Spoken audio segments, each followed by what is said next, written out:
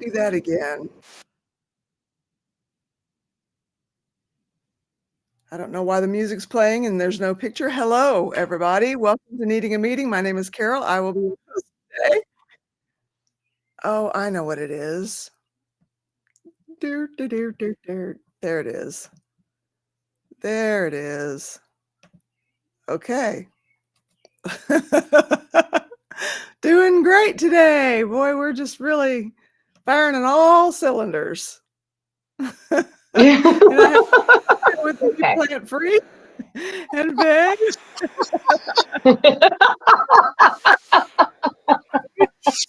Show without you guys.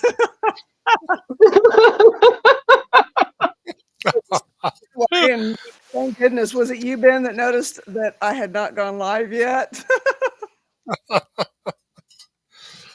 I thought it was odd. I wouldn't see any other screen kick on. Well, hello, Son. Hey, Shannon. Oh. Hey, Rolling Stone. Good to see you guys. Really good to see you guys. Boy, am I glad to be home. I bet. Yep. I bet. So how long is the drive to Mississippi? Mississippi and back, how long did it take you? Well, it's about 8 hours from where we live to the town that we went to in Mississippi. But on the way back, we stopped through another little town where his mom lives and went to visit her for an hour. So that was all these back little Mississippi and Arkansas country roads. And yeah, if you're having to navigate your whole trip, it's pretty stressful. But navigating can be very stressful. Yeah. Yeah. Yeah. Crystal, weekend, we survived it. We're both alive. That's about as much as I can say, other than the fact that we do have my mama's headstone in, and so that feels pretty good. That's a load off. That's been weighing on me. Hello, Mayonnaise Entertainment. Well, I've been wondering if there's a way to turn around regret, so that it's not regret, but it's something that you can learn from, take something from, you know, because I haven't found the way yet. Is there any feeling that is similar to the feeling of regret, other than sadness? Right. Yeah. Yeah. And guilt. With something like, if you're giving a presentation or anything like that, if you're nervous, you can reframe it to say, I'm not nervous, I'm excited, because it's so close to the same feeling. True. Distinguishable. And if you look at it that way, but I don't know if you can do that with regret. You're right, Shannon Smith. It does need to be reframed and learned from, because it is such a waste of time and energy and emotion, and it never lets up once it's got its hooks in you. You know? I love that idea of reframing. I personally feel like that works for everything. But my therapist is always the one to initiate that process with me. I never think to do it by myself. Yeah. She is like a magician with it. Wow. I call Christy my little therapist because she does all of it. Like, she's like, okay, so let's try and reframe that for you.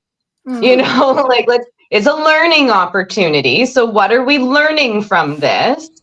You know? Hey, Rebecca. Sorry to keep you waiting back there. I don't know how long you were there before I noticed you. I apologize. For a while. It's okay. To be fair, we didn't know we were not live at first. Ben pointed it out, so we restarted. Yeah. Like I said, firing on all cylinders today. Got it going on. Wow. I have so much regrets. I just try to learn and move on as hard as it is. Yeah. We're talking about regret and, you know, and how do you turn it into a positive, or, you know, how to reframe it, how to make it a lesson instead of just a butt kicker, you know? Mhm. Well, well, I I guess you could always say now I know in the future I won't. But that sounds so weak, just to put it that way. I won't do X, and if you, Right. I have learned that I will no longer, when faced with Y, I will no longer do X. Right.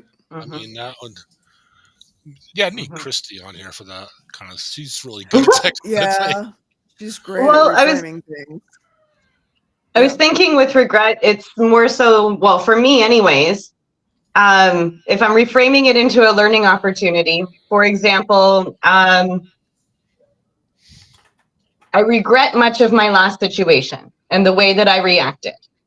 So I'm able to say that. Now I'm able to break that down further. So what is it that I can reframe and say is the learning opportunity? I can say that I learned a lot about myself and the way that I react. Mhm. So the only thing that I can change is myself and my reactions. That's So true. it's, for me, in this learning opportunity, it's how to alter my reactions to similar situations. But then at the same time, I'm not allowing, well, I can't say that I'm not allowing myself, because it could very well possibly happen again in the future. I could become blind to something because of love or respect or whatever, but I do not plan on that ever happening again. Yeah. So the learning opportunity for me is education is everything, and I can only learn how I got myself in that situation. Sure. Yeah. And then, figuring out how do I better react to X situation. Yeah. Well, and that was one of the things that came up earlier with a different, kind of different. It really wasn't a regret so much as it was somebody in the chat was saying, um, it's a shame I didn't know anything about narcissists until I was in a situation with one. I did not know how to Yeah. do this. Yeah. But the thing was, you had no, I Reference. mean, that's being a little hard on yourself because you That's true. didn't know you'd be faced with that situation ever. No. So, You know, and And that's I think we all want to believe. I think we all want to believe that everybody's good at making bad decisions. At least that's what it was for me. yeah. well, yeah, and if you're someone who is not that, who's not out to, predate on people, you don't even have it in your mind that that's a thing. So you trust everybody, Mhm. Mhm. and you just can't imagine that somebody would do the things that they do on purpose. Yep. That it was intentional. Who would do that? Why? What do they get out of Yeah. it?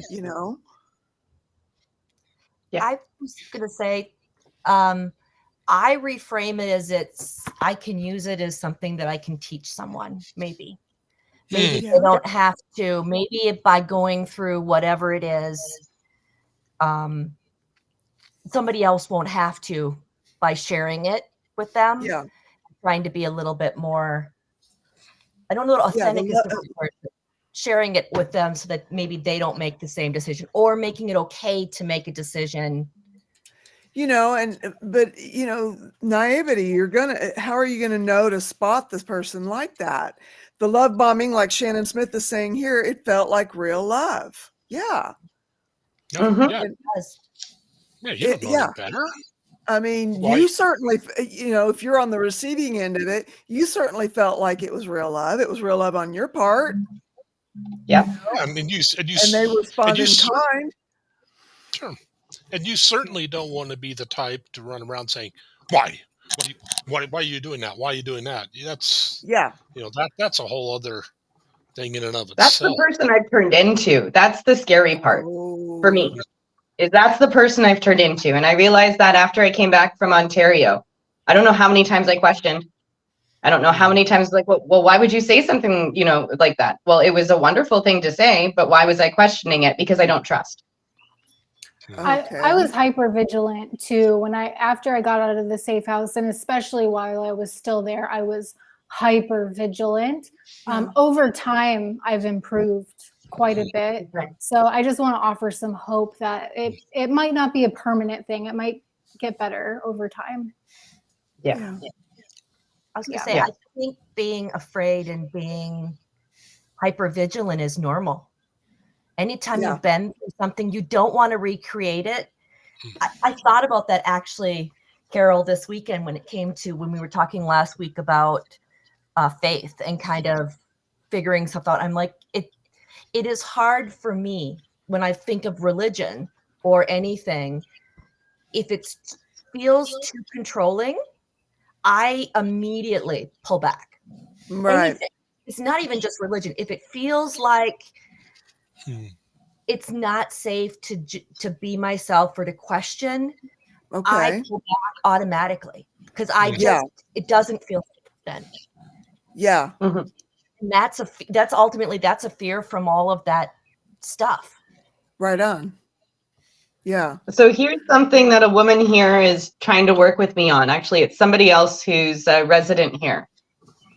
And she said we shouldn't be fearful. We should just be aware. We should be aware of what's coming in the future. Fear keeps us stuck in place. Aware is us educating ourselves, and aware is us looking enough into the situation to understand what we've already been through.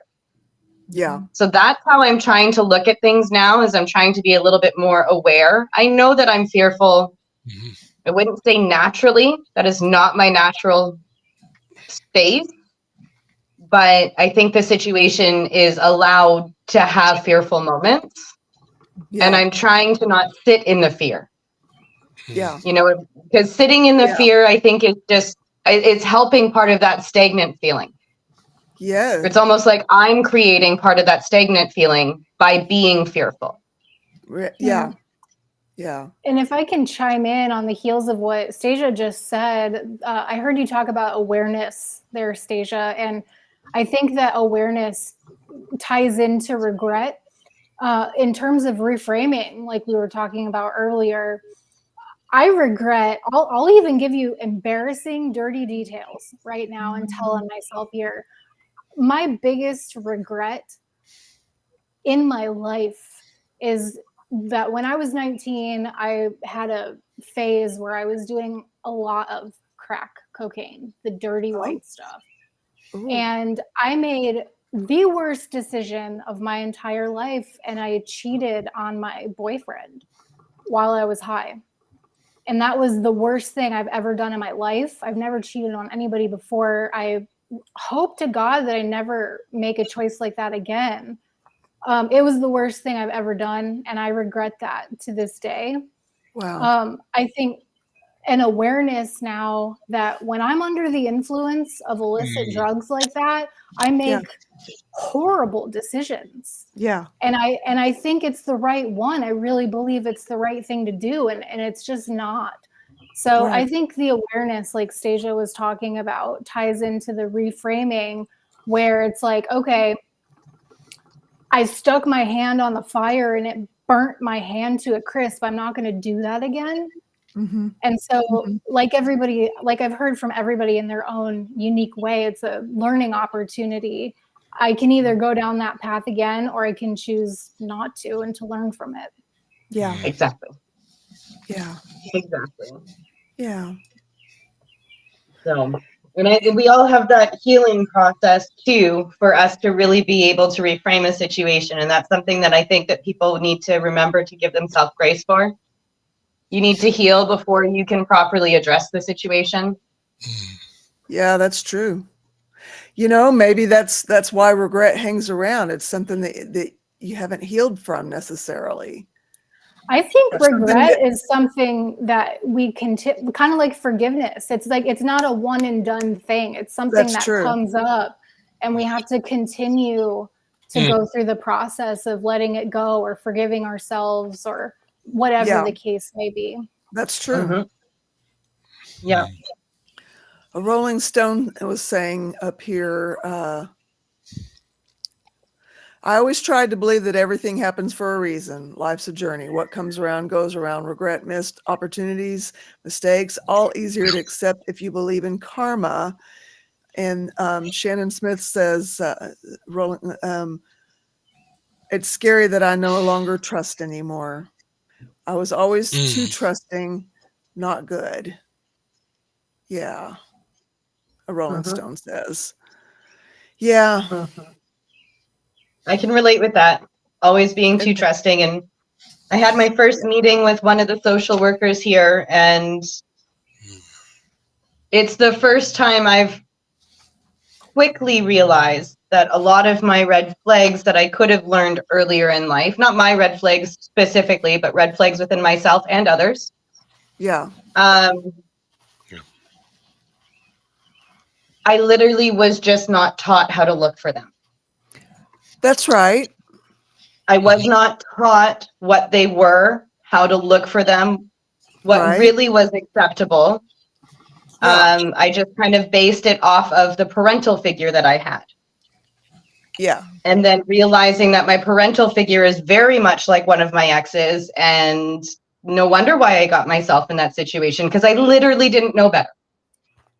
That's right. That's right. So, anything as much as I want to regret the situation, I'm learning from it. It's a learning opportunity. He's probably one of the best teachers I could have found in my life, because I'm learning from that. Yeah. That's a great point, because, if anything that you're regretting, if you had known better, you'd have done better. Yep. Yes. So, what do you do with that stupid nagging thing hanging around called regret? It's hard, though. I've had to live being fearful to keep myself safe. I'm here trying peer support because I'm trying to change and trust. Right on, Mayonnaise Entertainment. Yeah. I feel like you're taking the first steps by opening up. Yeah. I really do. At least for me, it was the first steps, to open up and be honest in the peer area, like the peer support groups, to be able to say, I'm taking the steps towards trusting. I trust my friends. I can trust my friends. I still question a lot, but I can trust my friends. You open up any other avenue in my life, and I'm like, I'm not too sure if I trust anything.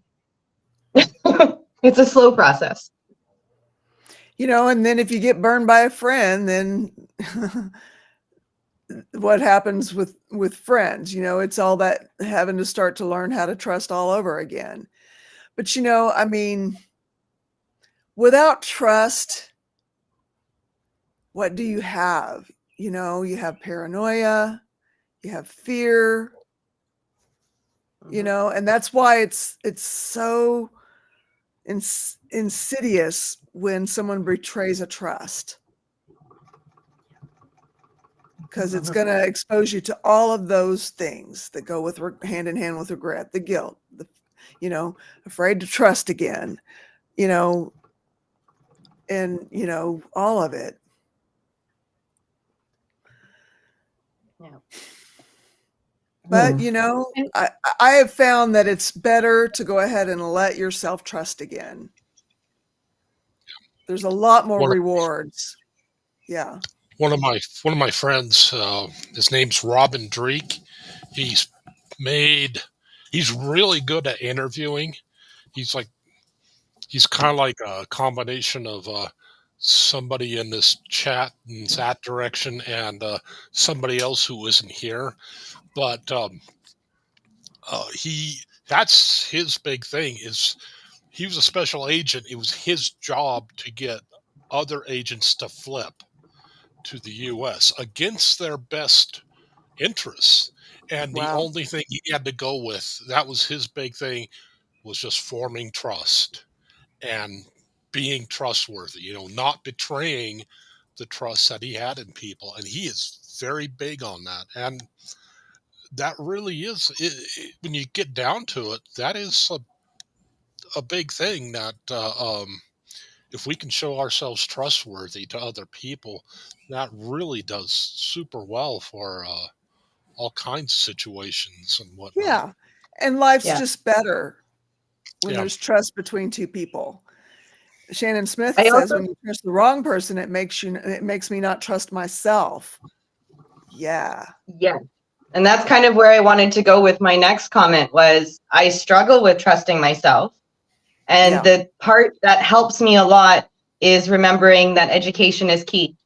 What did I learn from that situation? What learning opportunity did I have? Am I going to make that same mistake again?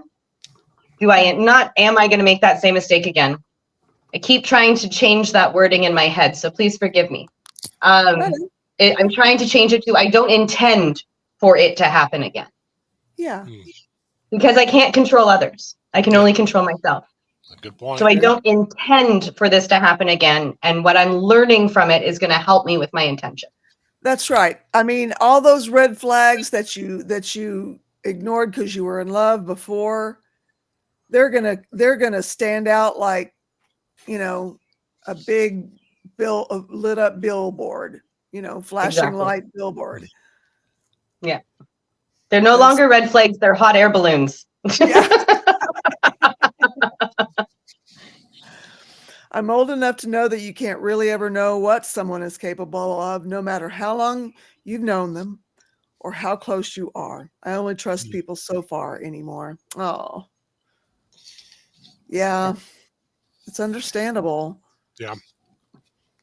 I think another thing is that like regret and trust is, so let me back up. I think we learn from experience. I don't think that words can really do much unless we're very wise and can learn from other people's experiences. But oftentimes our own experience is what really sticks with us. Yeah. At least for me, my own experience is my best teacher. Right. I knew when I was 19 that the decision that I was making to be unfaithful to my boyfriend was not a good decision. But until I actually went through that and saw the repercussions, saw what it did to him, felt what that did to me when I was actually sober, like after the fog lifted, and especially after I stopped using that drug. Yeah. The fog really lifted then, and it was just like, what have I done? You know, and had I not gone through that experience, who knows, like perhaps I would have continued to use the drug, or I knew it was ruining my life, but the experience taught me that is my point. And so I think with regret and going back to what everybody has said and acknowledged, that it's a learning opportunity to not repeat that mistake. I think trust ties into that as well, where it's like experience is the best teacher. And so if I can learn from whatever it is that burned me the last time, then it was a valuable experience. Yeah. Shannon Smith says, I know that what it's like to be cheated on and would never be with a married man or cheat on a partner. Yeah. Me either. Yeah, no, never again. No, it's not a good thing for anybody. It's the worst I've ever felt in my life. Wow. Like it was the worst thing I've ever done in my life. Yeah. Yeah. Wow. You know, at least you are cognizant of it, and you don't have to be a serial cheater. You know, some people never get there. Yeah, that's true. So that's a beautiful thing. If I ever make the choice to engage in illicit substance use, who knows what choices I will make. But as long as I stay clean and sober, I'm confident I won't ever make that choice again. That's right.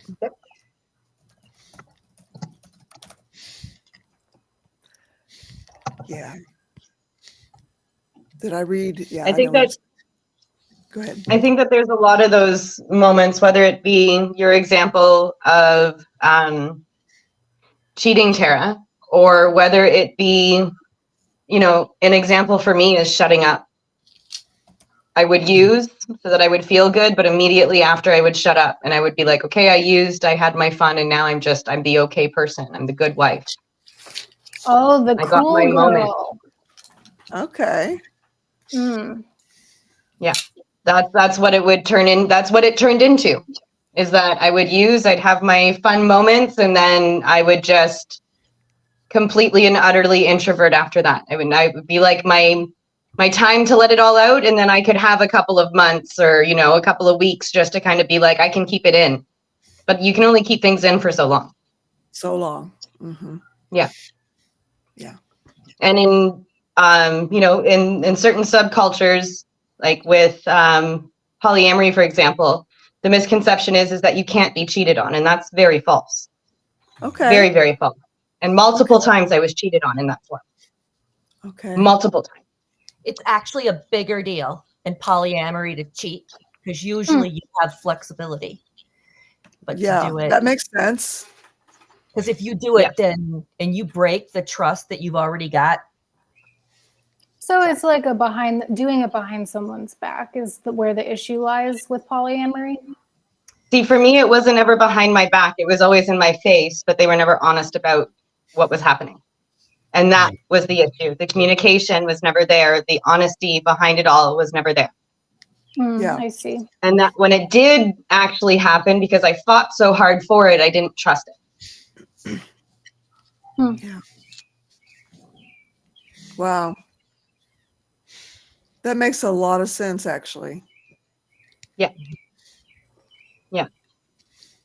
And like, that's why, my current situation with my friend, I very much trust that they're going to tell me if something happens with somebody else, just as they trust that I'll say something. But for me, it's this previous situation that's like, but are you telling me everything? And that's where I'm finding myself getting into trouble. It's just like, I'm not even getting into trouble within myself. Okay. And it's just like, are you saying everything? Are you being forward and honest the way that I need you to be? Or are you just being like, we see each other a few times a year? But Yeah. I ultimately trust this person, but it doesn't mean that my past isn't affecting right now. And then this is where I feel horrible, is that moving forward, people have to fight harder for my trust than they ever have before in my life. Yeah. And that makes me feel horrible. Oh, because I was never that person.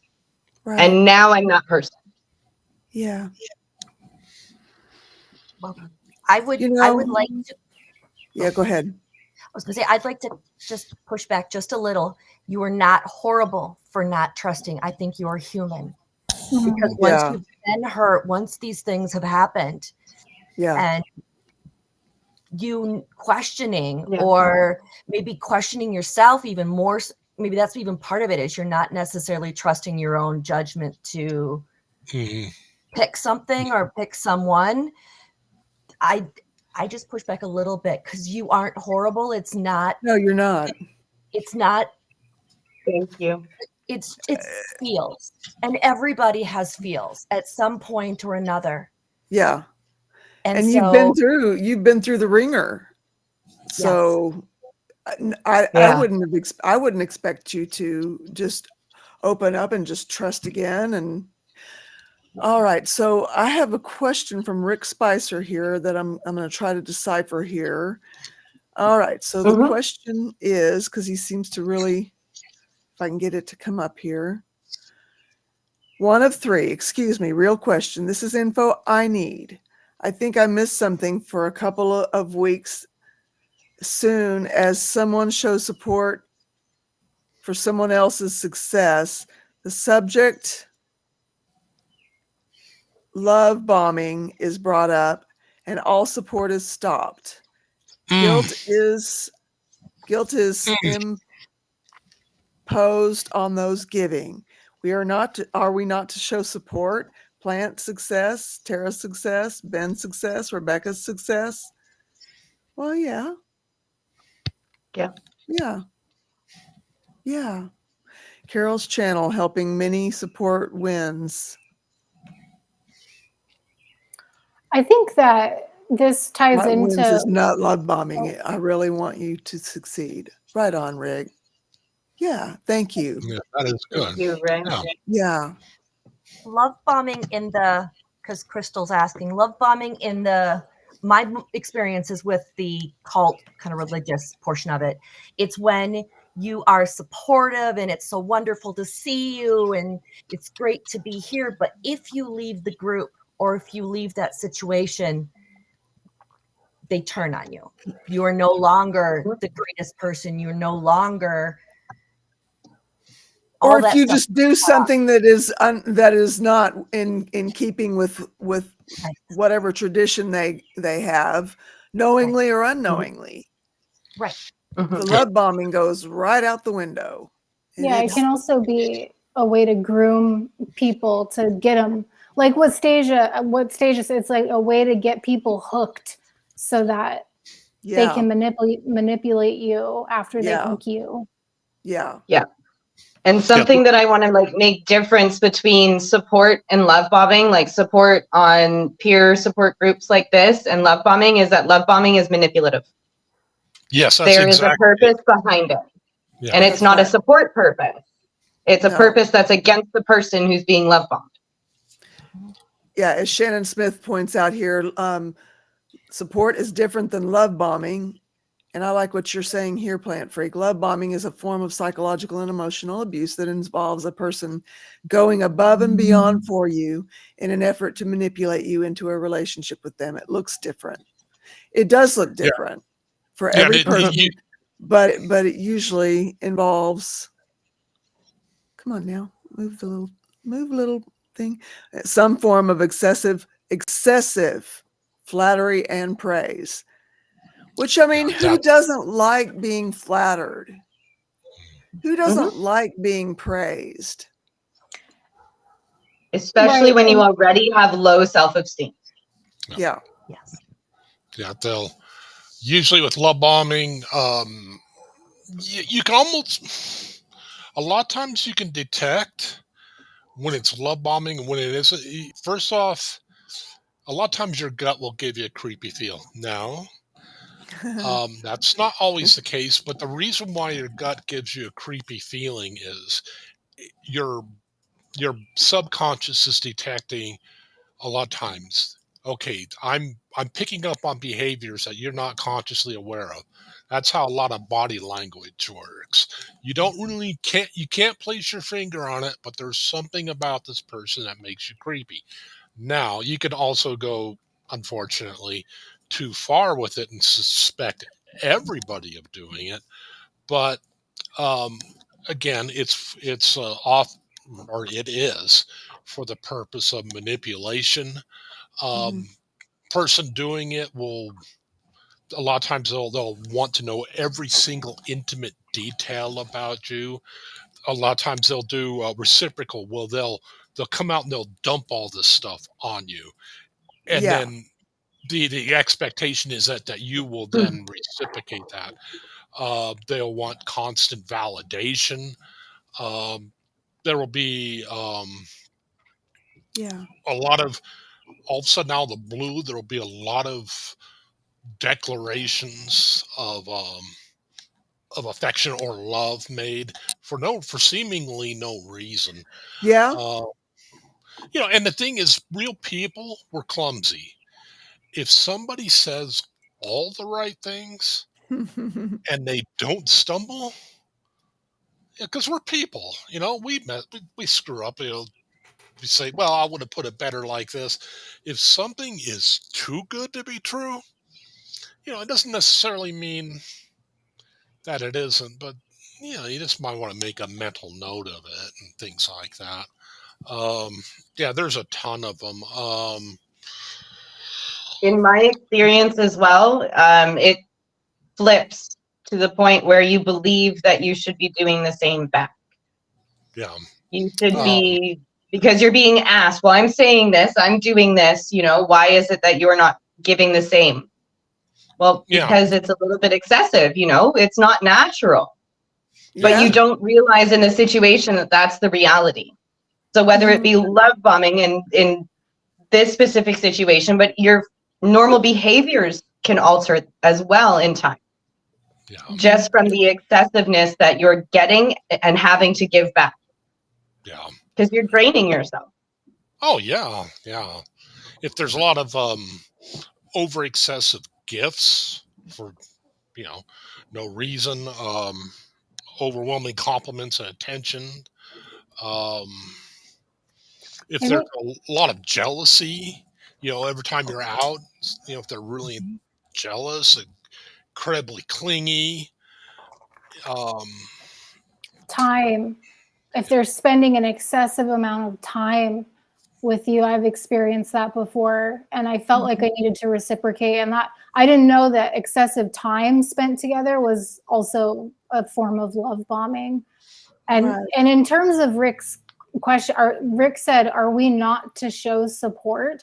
And that is not the case, Rick. In my experience, there is a difference between love bombing and legitimate interest in getting to know somebody. Yeah. And I love what Ben said about using your gut to lead the way. I think the gut knows exactly what's happening.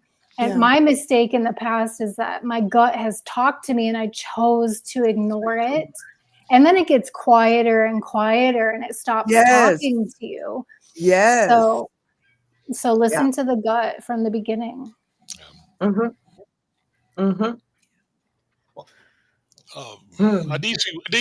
Kind of an example would be Tara sharing her 1,015, 16 days, something like that. No, 1,116, I think is what it was. 1,200, no, 1,100, I think. But then to say, congratulations, Tara. Okay. That's great, Tara. Okay. That's stupendous, Tara. Those are all good answers. Oh, Tara, I love you. Oh, this is so awesome. Oh, I got to know how you did it, Tara. Tell me how you did it. Oh, Tara, what a great person you are.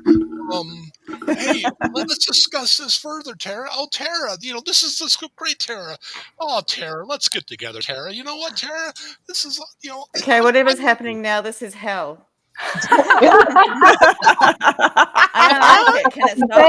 Ben is love bombing me right now. That's not love bombing. Because you don't know it's love bombing until later. It's not so obvious. Right. You're like doing the extreme version. Yeah, he's making an example of it so that people know what to look out for.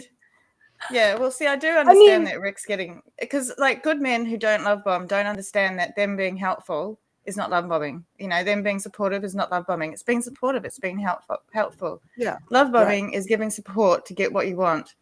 There's only one reason to do it. So the only reason you're giving that support is because you're getting back from that person something out of it that you want. Either they're a source for you if they're a narcissist, or you're getting whatever, like, a relationship or whatever it is, they can control you through it, through love bombing. Because I was so severely love bombing, I got a car.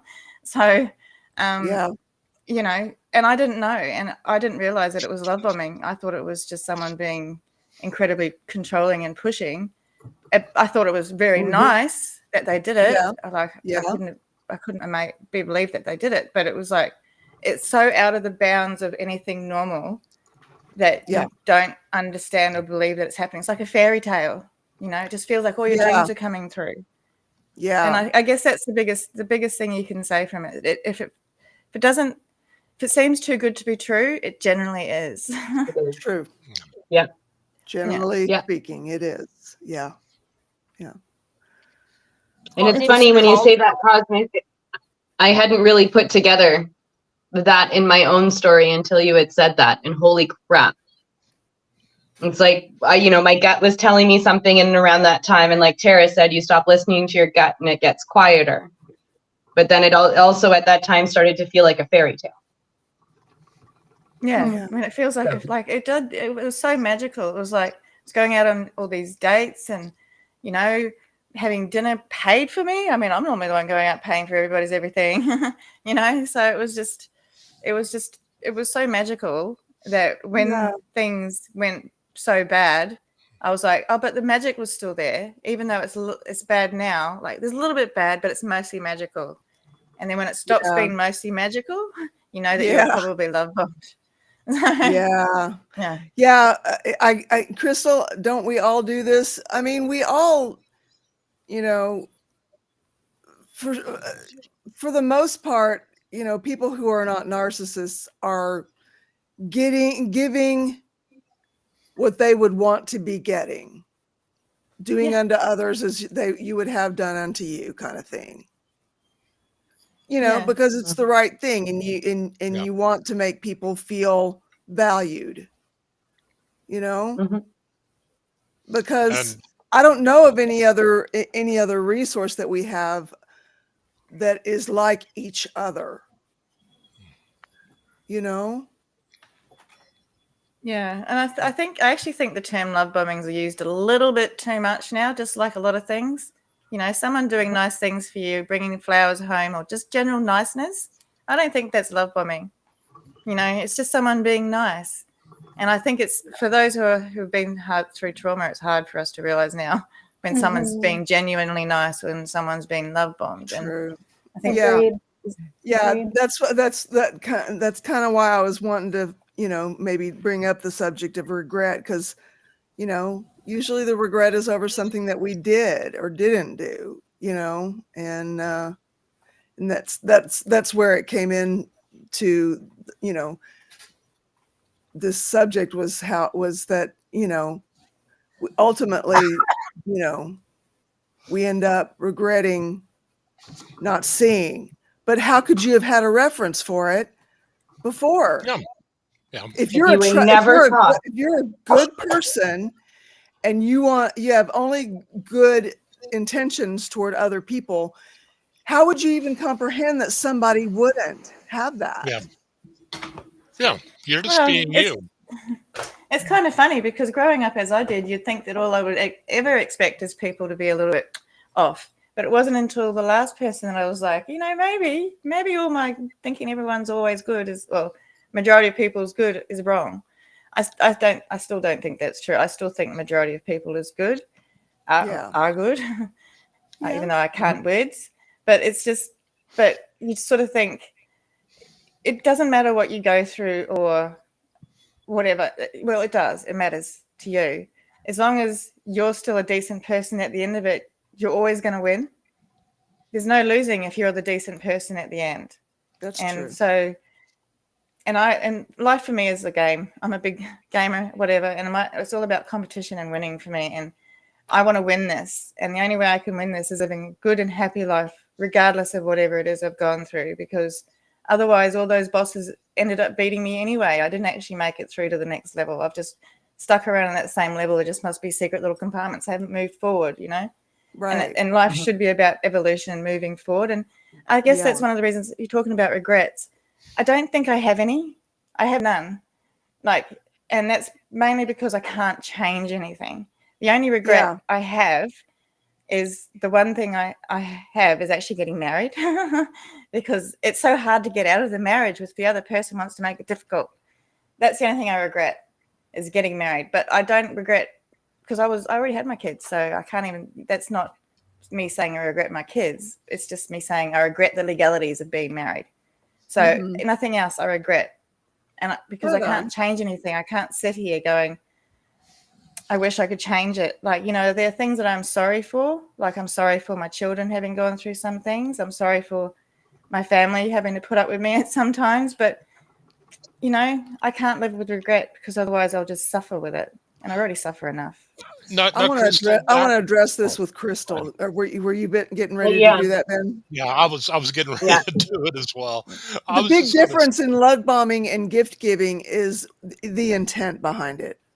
Yeah, and a lot of times if somebody's love bombing with gift giving, it's not a gift. It is a gift today. It's got a string attached. Next week, it's a gift, 2 weeks from now, and they're really lavish, and they will usually start to emulate what it is the person wants from you. Now, with females, this is most likely going to be romantic type gifts, but it's excessive gifts. It's not gift giving. It's excessive. Even if it's not excessive, it's always about getting something. It's never about just giving from the heart because that's what's in your heart to do. Yeah. That's the difference. A lot of it's, they can hold it, they can turn around and say, this is what I did for you. So therefore you have to do something for me. And that's all. That's exactly. You know, how could you leave me? This is all the stuff I've ever done for you. You know. Right. And also, you'll never find anyone to do that. And you know, if it's coming genuinely, that will never happen. That's right. they can also then withdraw it as a punishment if you do something that they don't Yes. like. Yeah. Yes. Yeah. So it'll be like showers of gifts, or I have an ex-fiance, as a matter of fact, who used to shower me with notes, like love letters, a bunch of love letters, and then all of a sudden it stopped. And that was really hurtful to me, and it definitely was a way to manipulate me into doing what he wanted. Mhm. Yeah. Mhm. Yeah. And that's exactly what love. That is a perfect example of love bombing. Is it Yes. won't be one thing. It will be a combination. It won't be necessarily all the things I outlined, and there's a lot of things that those are just some examples. There's a few other ways, but there'll be a combination of things, and it'll be a pattern. You'll start to see it, and it's with the underlying motivation for doing it for manipulation. Just Mhm. simply giving gifts, simply giving compliments. No, nothing wrong with that at all. That's right. It's when it's always excessive and it's just constant. And if the person gets, like, if I got jealous if I was doing this to Tara, I'll use her again. And if it made me mad that she ever talked to somebody, or if I let her know, when you talk to anybody else, there's a good warning sign for you that this is where this is going. Crystal, I definitely wouldn't think that of you. No. Yeah, I've never you've never given me any reason that would make me, yeah. So yeah, that's the difference. And you know your heart, and you know when you're giving from your own heart. So yeah, I There is think that's also a a beautiful different version thing. of giving, which is something that if you've been through excessive amounts of rejection and all that sort of stuff, you'll tend to do whatever you can for people because the only way you can get them to stay in your life is for doing things for them. So it's not actually because that's sort of what I do. I find it really difficult to say no, and it's not. And I'll give anyone anything off my back, and it's not because I'm trying to get something from them. It's more because I know what it's like to be without. Yes. And it's also, and a lot of times I don't feel like I deserve anything that I've got, so I'll just give it away, And but that's so there's I think there's different versions of excessive types of giving. That's true. And So, and I think I fall on the excessive because of fear of rejection type giving. Because I don't like getting gifts. It's not my love language. Not every narcissist is going to be excessive in the gift giving. They'll throw a little bait out just to keep you hooked, just enough, and then when they see that you're starting to kind of look another direction, oh, here's another little gift. Got to keep that hook in you. And again, you have a really perceptive inner voice in on. All of us are born with it. How much we have ignored it, who knows? But you have most people have a pretty good little voice that talks to them and says, something not right about this. So that doesn't necessarily mean, you can be, and I can do the same. I can be paranoid. But it's just something to take note of. Like, okay, am I seeing this pattern? And it could be the person's just, Well, sometimes you could also be like, I just lost what I was going to say. I just saw Misha come in. Sorry, hi, Misha.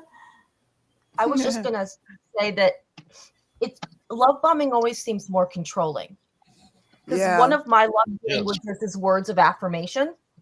And yet another is quality time, but words of affirmation. And there's a certain portion of me that never got any of those words, which I don't know if that's why it's my love language too. But So there are people like me that it's just, I don't know. I don't say anything I don't mean. Whereas somebody else may just, maybe that's not easy for them, but it's kind of the control or what's that back end portion of it, at least in my experience. Yeah. People are clumsy when we're expressing genuine affirmation feelings of, or genuine love towards another person. I remembered. It will rarely be perfect. There will always be some way we stumble or something. If it's perfect, yeah, but it could be the person's just following a movie script too. A lot of guys will tend to do that. They'll watch Richard Gere or somebody. Okay, he said this, said that.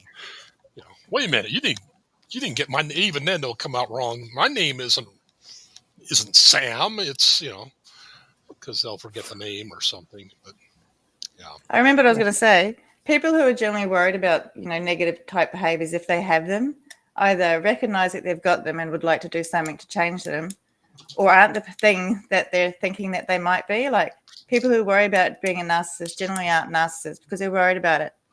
That's right. People and who a are worried narcissist about, will never question. Never ever. Exactly. The narcissist isn't sitting there going, am I a narcissist? And how's my narcissism affecting people around me? And I think it's the same with those who are love bombing. If those who are love bombing don't see it as an issue, they're not seeing it as like, they're not going to sit there and hear about love bombing and think it's something that they might do because they're like, nah, I'm just a, top, whatever they would like to be, and that's, they wouldn't see the correlation. So I think that a lot of times people who are worried about it, and a lot of us who've been through trauma or ND, all that sort of stuff, mental health, we're very self-aware.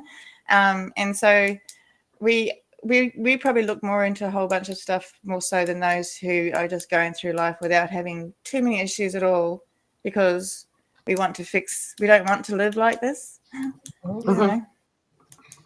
we don't want anybody else to live that way either.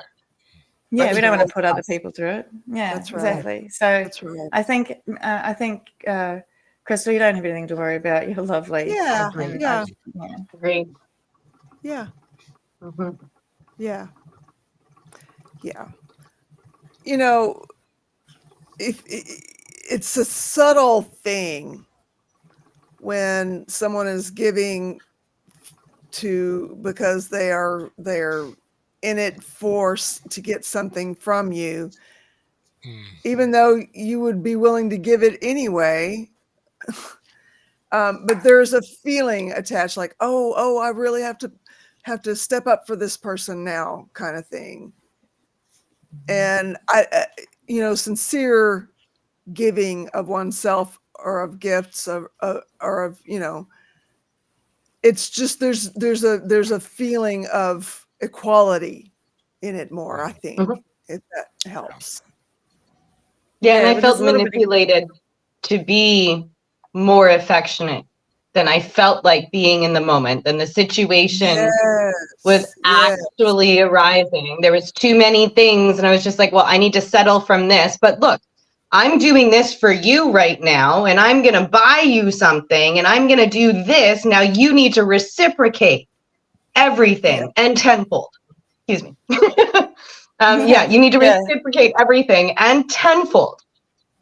And it wasn't until leaving that I actually recognized it for what it was. I thought I was the one love bombing. I honestly believed that was the reality. Because you were being I thought I was doing it. Because you were being gaslit. Yeah. Yeah. It's funny how that happens, isn't it? We think that we've got problematic behavior. I think a lot of it's, how there's projection when you say that there are people who go around saying their problem behaviors are other people's problem behaviors. But I think there's like reflection type too. It's like when, those people are doing it, we see it and we think, is it me? Am I the one doing this? Because we're so used to being blamed for everything that they can't be doing it because they're being so nice and they've been so nice up until this point. So it must be me, So that's how I sort of see it, is that I always feel like it's my fault in the beginning, that I must be doing something wrong, but it generally isn't, not that I'm like an angel or anything like that, but generally I do my best. And that's all anyone can ask. And if you're not, and if your best is expecting more than someone is willing to give in the moment, then I don't think that's a very good best. No. Right. No. Because of my misunderstanding of the fact that I was love bombing, I'm now afraid to show certain forms of affection.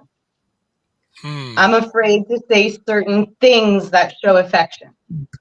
And I have to force myself if I want to get it out of me and I want to say it. It takes a lot of work before I'm able to I'm not even able to do it over a phone call. I can do it in a voice clip. That's the closest that person's going to get. Crystal, I don't think that, seeking attention is a bad thing. No. I don't think it is. No, nobody wants to be disliked. Yeah. I think, again, we're looking at the manipulative and the psychological abuse aspects of it. I think that there's always a positive to, attention or love bombing. But what is the intention behind it? Why are they doing it? Yeah. That's different. Yeah. I was going to say, doesn't it often come with something else too? So there is a certain amount of, maybe it's gaslighting, or if you say something, they'll be like, no, that's not, your impression's wrong, or or they make you think like you're the one that's doing what yeah. My favorite one was them saying something and I taking it as it was said and in the context in which it was said, and then me getting upset about it, and then them turning around and changing the context and the meaning of their words. When, how can you do that? That's not what you said. Well, it's exactly what you said, but you can't change the meaning just because it upset me and you don't like my reaction, and I think, I don't know if that's because I'm neurotypical and I don't say things I don't mean and I don't expect others to, or it's just the way you should go around. You should expect people to mean what they say and mean it in the way that they say it. None of this talking between lines or double entendres, unless it's funny, but that's in context too, double entendres. You're not sitting there being, having second meanings about things that you actually want or need in life. You need to be clear. And I think that's a big issue with a lot of things, is if they're not clear enough, or they pretend that you haven't understood their words when you absolutely have. That makes you feel crazy, and it makes you start to question everything that you hear from everybody, because if you're like this one particular person who is supposed to be, just say it's a partner or could be a parent, whatever, who's gaslighting me and is supposed to love me more than anyone else, if they're saying that I'm wrong constantly, then I must be. Yeah. And it's like it kind of like embeds into everything that you do, and it's just and everything that you hear, and it's just it's a negative self-talk that starts off with somebody else being negative first. Yeah. So I have a question. I'd like to know what it's called. I'll describe a situation. I don't know if it's gaslighting. I'm still trying to work through what to call this. I'm hoping maybe somebody has an answer. When you are telling somebody what your issue is, and then months later, years later, they turn around and they repeat your issue to you. What is that? That's gaslighting. That's gaslighting? Yeah. Are they repeating it back to use against you? Yes. Yeah. Oh yeah, no, that's gaslighting. I've just always called it using things against me. Like I didn't know that was gaslighting. I just used the same words that you use. Like they twisted it to turn it back on me. Yeah, they know. And in this situation, they literally said everything that I was feeling and explained months or years before was now their issue, and it was left unresolved. Oh boy. Oh. That's also, I don't know what that is. That's also a manipulation tactic that people with narcissistic personality disorder or just narcissistic tendencies will use. They will love bomb you in the beginning, like we've been talking about. They will fish for information. They'll learn everything they can about you, and then will later on use that information against you to manipulate. Right. And it's almost like they because they know that you've been through it and got through it and wouldn't want anyone else to go through it, if they say they've got it, you will then have to stick around to help them through it because they helped you through it, sort of thing. That's the payback type behavior. It feels Right. like. And now big indication that their feelings for you aren't genuine. If we're trying to insult somebody, we will tend to use insults that we think would hurt us the most because we instinctively think other people are like us. So, if they use your terminology back at you, that means they're taking notes. I mean, if Stasha was to come to me and here's the issues I'm having, yeah, I'm kind of taking notes, but I'm not. You're not doing it in a way to, oh, now I got a little gem, I got a little weapon here to use, and then boom, do that. No, it's normal people. No, I shouldn't say that. Genuine people don't do that. And we will. If I wanted to insult somebody, I would instinctually use an insult that would be harmful to me. And that's just the way we tend to operate. I mean, we can operate outside of that, but that's usually the way it works with humans. Yeah. Then I had an incident this weekend, nothing bad. But I came face to face with some fears. And please excuse me for being cryptic. It's just doing my best to describe it without details. And it kind of sent me for a bit of a tailspin last night. Okay. A full-on tailspin. So it's like today I've been questioning everything all over again. Oh. It sent me into the are you intelligent enough to recognize this again? Are you intelligent enough to see if you're going to get slapped in the face like this again? And I absolutely enjoyed my time last week. And then because of that incident, it's like, am I looking at that situation properly? Right. So everything, I feel like I'm just questioning. Have you asked the person? Have you asked the person what's going on there? I'm like the person that I went to go see last week, my friend, I'm very aware of how they feel and I'm very aware of where the situation is. But I'm questioning it's the trust within myself to recognize again. It's the trust within myself to, maybe it's a polar opposite and I'm not recognizing non-interest. But when I question that and I bring it up, it's no, like trust your gut. What is your gut telling you? Well, my gut's telling me that there is interest. And he goes, trust your gut, chick. Like that's his response. Like this is the reality. Trust your gut. I'm like, okay, I understand what you're saying, but it's the trauma. That makes me go back and question everything. Yeah. So is he telling you to trust your gut? Because I'm like, I trust words. Sure, guts are fine, but I need someone to tell me constantly. I need reassurance or something. I need something. I can't just trust my gut because otherwise, I don't know. I've got it wrong so many times. He's severely neurodivergent ADHD. So words for him are hard. I mean, hard. That's understandable. So it's physical where he's able to show that. And when we are in each other's presence, I feel it. But then my trauma creeps up in between. And this time, because I had an incident yesterday that kind of threw me for a tailspin, it's like that trauma came back so quickly this time. It wasn't months after, it was right away after. So Rolling Stone says don't do a background check first. Well, don't worry. I know that they're good because they wouldn't have the job that they have if they weren't. I guess a lot of it's just communication, and if you feel safe enough to communicate, that's a good sign. It's when you don't feel safe enough to communicate. And I know if you've got difficulty with words, I struggle to talk about. I don't talk about relationships or feelings; it's not my thing. But I can text it if I need to. I can have serious text conversations because I struggle with face-to-face seriousness unless I'm mad about something.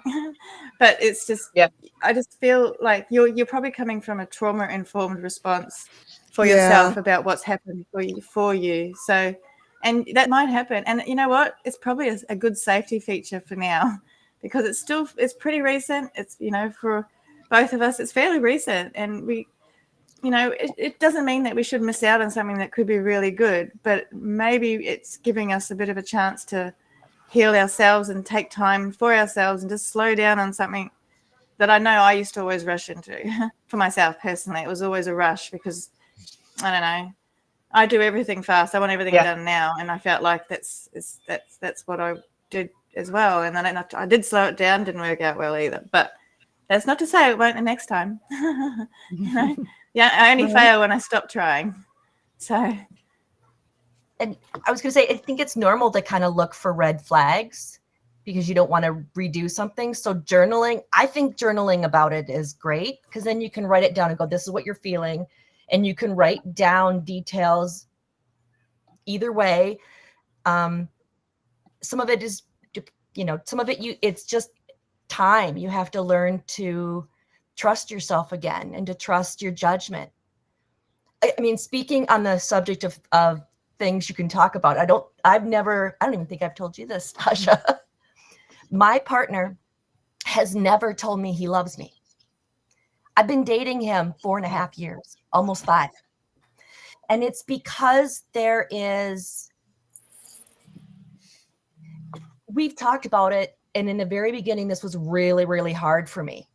But now, because in the beginning we talked about it, and these are, and like literally we had like Google document that we shared, and I would write down, these are signs of affection. This is the things that, so he would do things that would say it, but didn't say it, if that makes sense. And so, so I now don't trust necessarily the words as much because of how many times I was told words and it didn't have the stuff to back it. Now I have all the actions to back it. And he's in therapy doing, his own thing with that because society says you marry one person and that's the person you love forever. And society has not really, especially my Gen X, didn't leave opening for anything else. And so he struggles with that. So he's never used the words, I love you, those words. But I've told it a lot of different ways. Every time I see him, if there's something I need to address, I can bring that up. There's a lot of different things so I think it's normal when something comes up, if it's different than what you're used to or based on your experience. I think it's just normal to have those questions in the very beginning. Absolutely. I had a lot of issues with that.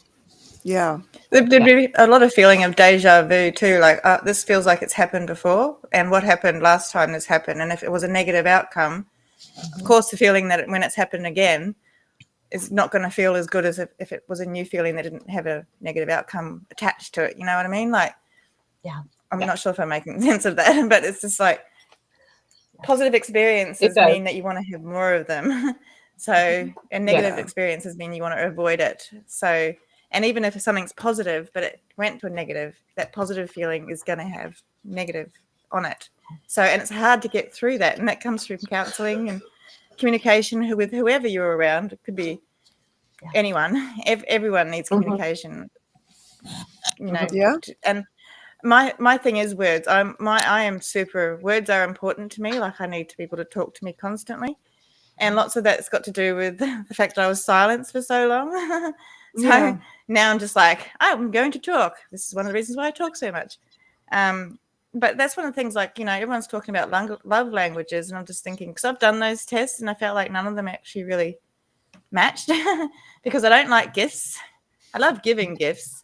I don't like receipt. Like my love language, I could do all of them. I love doing things and giving people things and saying nice things and all the stuff. I like doing that for other people, but I don't like it so much for myself. And I think that's because it was attached. All of it's been attached to something negative Yeah. in some way. So, and I need to, and that a lot. That's when EDMR and other things come in, when you have to change through counselling means things that you can't change through life means. You know, sometimes we need a bit of assistance, whether it be through medication or therapy and all that sort of stuff. So I'm all for anything. Right. So, you know, if you can get it, get it. So, and I feel like I've missed out on a lot of good experiences because I'm just like, no, I don't trust that person. You know, they're being too nice. I don't trust nice people. I need it to be a little bit snarky, a little bit mean. And even then, you know, but then it's like, there's levels, you know, and yeah, but it's not something that should be natural. Like, it's something that I grew up with in my family, the snarkiness, the sarcasm, the hidden meanings behind everything, you know, the passive aggression. It was constant. Yeah. And so that's something that all of us have taken into our relationships as adults. And my little sister, she actually said that her new partner, because her and her husband had, you know, the snarkiness and they're mean, constantly mean. I mean, she hit him with a car accidentally, but it's funny. It was an accident. The brakes slipped. Okay. He was behind the car. Yeah, but it's funny to say. It's really funny to say. So, but yeah, and she went to a new partner and she'd just be joking and sarcastic, not thinking that it meant anything. But to the new person, who was incredibly neurodivergent as well, he was like, "Why are you being so mean? You know, it's unnecessary. Yeah. You know, this is not how you talk to someone that you love." And she took a step back and was like, you know, that's absolutely right. This is not how you talk to someone that you actually love and don't want to hurt, you know. So she's changed the way she talks to him and also her son, because she doesn't want to take her son into it, because, you know, I'm the same with my kids. You know, I joke around with them, all that sort of stuff, but sometimes my kids don't know when to stop and it starts to hurt me. And I'm just thinking, what did I create? I created a monster. And, but I did it, so I can't do it back. And then sometimes I think back, well, what am I saying that's hurting them without me knowing it? Because I think I'm doing it in good humor, but I don't know what's inside their head in the moment. So now I'm being a lot more careful about what I say. I'll only ever say things based on fact. And generally I'll try and be nice about it. But I'll be nice about it until I can't be nice anymore. But I never say anything that's not true. And I think that's a big thing. There's a lot of people who will try and tear you down by saying things that aren't true, and you know they're not true, but they say it often enough that it starts to feel true. Yep. You believe it. Yeah. Well, and I think the people you care about are going, when you talk to them about it, they're not going to be mad that your response in a specific way. If you're honest and you talk about it, they're gonna like, oh, that's I'm sorry that. And I think it's time. Unfortunately, we want it tomorrow or yesterday, but I think it's just time. But, yeah. I can't remember. No, I remember. It was EDB. She was talking about the relationship with her husband versus the relationship of a previous boyfriend, and how exactly what Cosmic was just saying, the jabbing at somebody, but in a playful manner, how that is, it's destructive. And I remember hearing that, and I was just like, well, it feels destructive, but I'm being told it's not destructive, and trying to reconcile that within myself was strange. Because being in the situation, you're hearing it's wrong, you know it feels wrong, but it keeps happening. Is this the new relationship or the old one? Old one, sorry, not the new one. Okay. I can't remember who had said it, but it was Rolling Stone. If they, you know, pick up after themselves, cook meals, open the door for you, like, this is this person. This is this person. I'm not used to sitting in a car with a man and being told to drive. I'm not even used to that. Right? Like, isn't that strange? Yeah. And so, you know, all of these things, it's showing me that they're a good person. You know, the situation is showing me that they're a good person. It's the trauma. And I think the distance, I call it a buffer zone.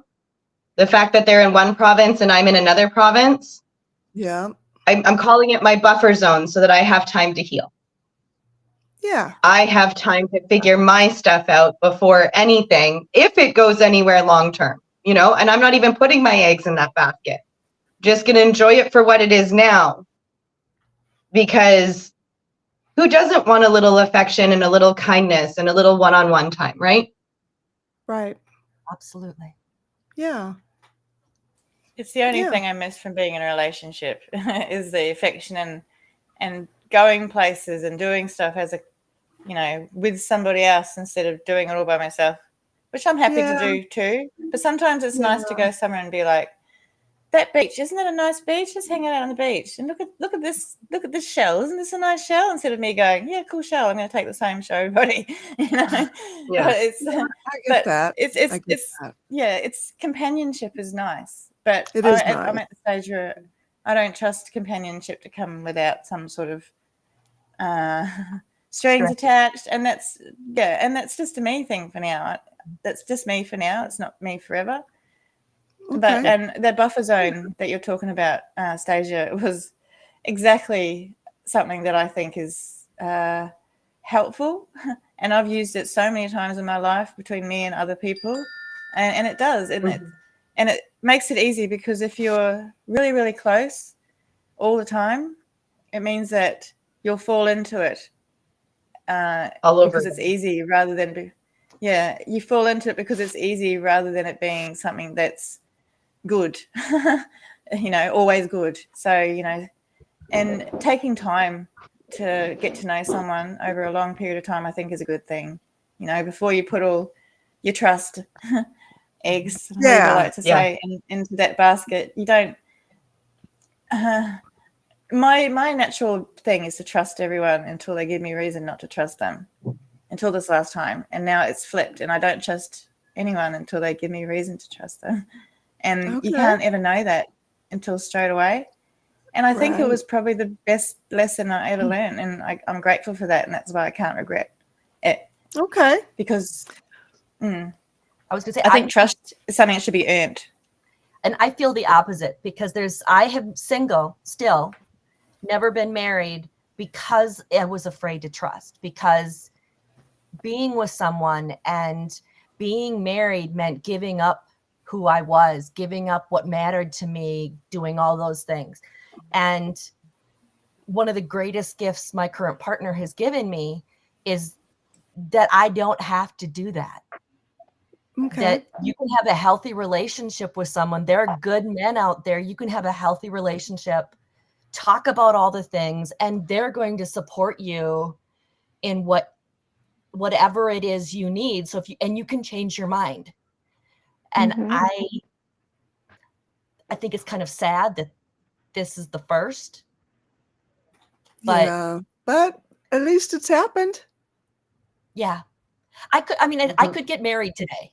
There's that portion that fear is not there the way it used to be. That's great. But it does feel like it took over 45 years. Well, it's never too late. Christy, we're talking about regret. How do you reframe a regret? You know, it's a nagging little thing that, you know, has so much attached to it. And, you know, how do you reframe it? How do you make it something that doesn't plague you, kind of thing? I think for me personally, hold on, I gotta get adjusted here. I find the good thing in it. You know, I find the lesson in it. I find the good thing. I find how I grew from it. So say that you were in an abusive relationship, right? And let's say that it was really bad and icky, and you left. The way that you would reframe that is you were strong enough to leave, and you know, and you learned. And I think it just depends on what the regret is. You know, I try to live life without any of those. You know, I try to look at things and see I think for me personally, everything is a lesson. There's a lesson in everything I do. And sometimes you have to really dig to find that lesson. But the lessons for me is how I reframe it. So it just kind of depends on what it is. Like I said, and I think therapy helps with that too, a little bit. Things like this, peer support, just kind of seeing a different thing. But like I said, yeah, find what made you a better person and focus on that, because that's your reframing for me. Right on. Like that, Right on. that's what I think it is. Yeah. So, because otherwise you get focused on all the negative, and then that's like what you bring in, that's bringing in that energy, right? So you're kind of focusing on the negative, and then you start seeing all the negative, and then all of a sudden your life is like spiraling and it's all negative. If you focus on the positive, then that helps to bring positivity to the situation, around the situation, and you kind of bring that in. So I think Right on. it's that too. Right on. Yeah. Yeah. Yeah. I think there is something to positive, mindset and manifestation, like if you, Yeah. I know that I don't think I've ever really truly suffered the depression that comes out of nowhere. I think every time, I can't say I haven't suffered depression, but my depression has been situational type thing. And I think anyone would be depressed having gone through it. And I think had I had depression, I don't know if I would have come through it, to be honest. But I was so used to being down and thinking down every day that it was just a natural mindset. Like, oh, well, today's going to be crap because yesterday was crap. The day before that was pretty crap too. It's all crap. And then I had to start changing how I felt about the day. So I was going to be like, okay, well, today I'm going to do at least one thing that I enjoy. And I generally start off with that. And then I just, and I tried to change my outlook on stuff. So I faked it. I faked being happy until I made it, until I actually was happy. So, and I wouldn't say that, it was all sunshine and rainbows. It was more of it's a natural feeling to get up and feel like I want to dance and annoy my children before school today, rather than, be all sad and be like, come on, kids, time to go to school, and be all grumpy about everything, and it changed everybody's outset when I did it. But that's not to say if someone's got true depression that they're going to fake it till they make it. I don't think that's right. That's not a healthy thing to put out into the community, that fake it till you make it, because you'll definitely do it. It's just that's what worked for me. So I changed my thinking. But you have to be willing to change your thinking for that to happen. And I think I think the majority of us here are willing to change our thinking, because that's why we're here. Sure. Sure. Yeah. Yeah. And I think being open to other ideas and things that are, sorry, I'm trying to get these situated, other ideas, because that's also how we learn and grow. And so maybe there's something out there like intent. I'm a huge person on intent, and, in certain magical working. Yeah, like, in certain magical workings, it's all about your intent. It's all about the intent of what you're doing and making sure that your intent is right. If you're coming at it with a negative intent or a harmful intent or an angry intent, it's like a pendulum. It's going to swing out, and yeah, it's going to do what you want it to do, but it's going to come back way faster and probably smack you in the head. So, that's, I found that has helped too, for me, with just sitting down and going, what is my real intention here? I think we've all said it, like, oh, I wish that person would just fall off the face of the planet. Well, do you really? Because what's going to happen, like, let's say it's your ex's ex-wife. Well, then now you've got the kids. So is that really what you want? Maybe not. So maybe let's not have them fall off the face of the planet. But I do think that that's important. And I think it helps to, going back to reframing, I think it helps to reframe, like what really is the intent that you want to get from this? So, how do you see that? And I can't see any comments. So if you're laughing at me, that's great. But if you're laughing at something someone said, I can't see it. I just saw Electric Boogaloo, and it was funny in my head to say quietly. And I really would. What Misha said is absolutely true. You know, the walls we put up sometimes can actually damage those around us because,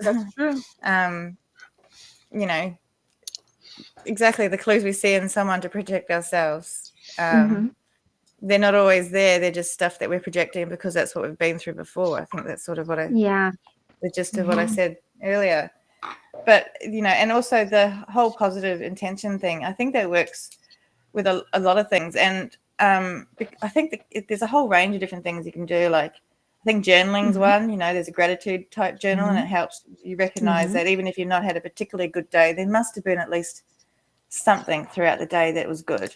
And even if it didn't happen to you, you know, that's when you look for a good news story. I mean, at least that thing happened to somebody else and that was good, you know? And that's something that I find that, because sometimes I can't see anything good for me, but I can see it for other people in an instant. So I'll go watch, there's some channels that are just all good news.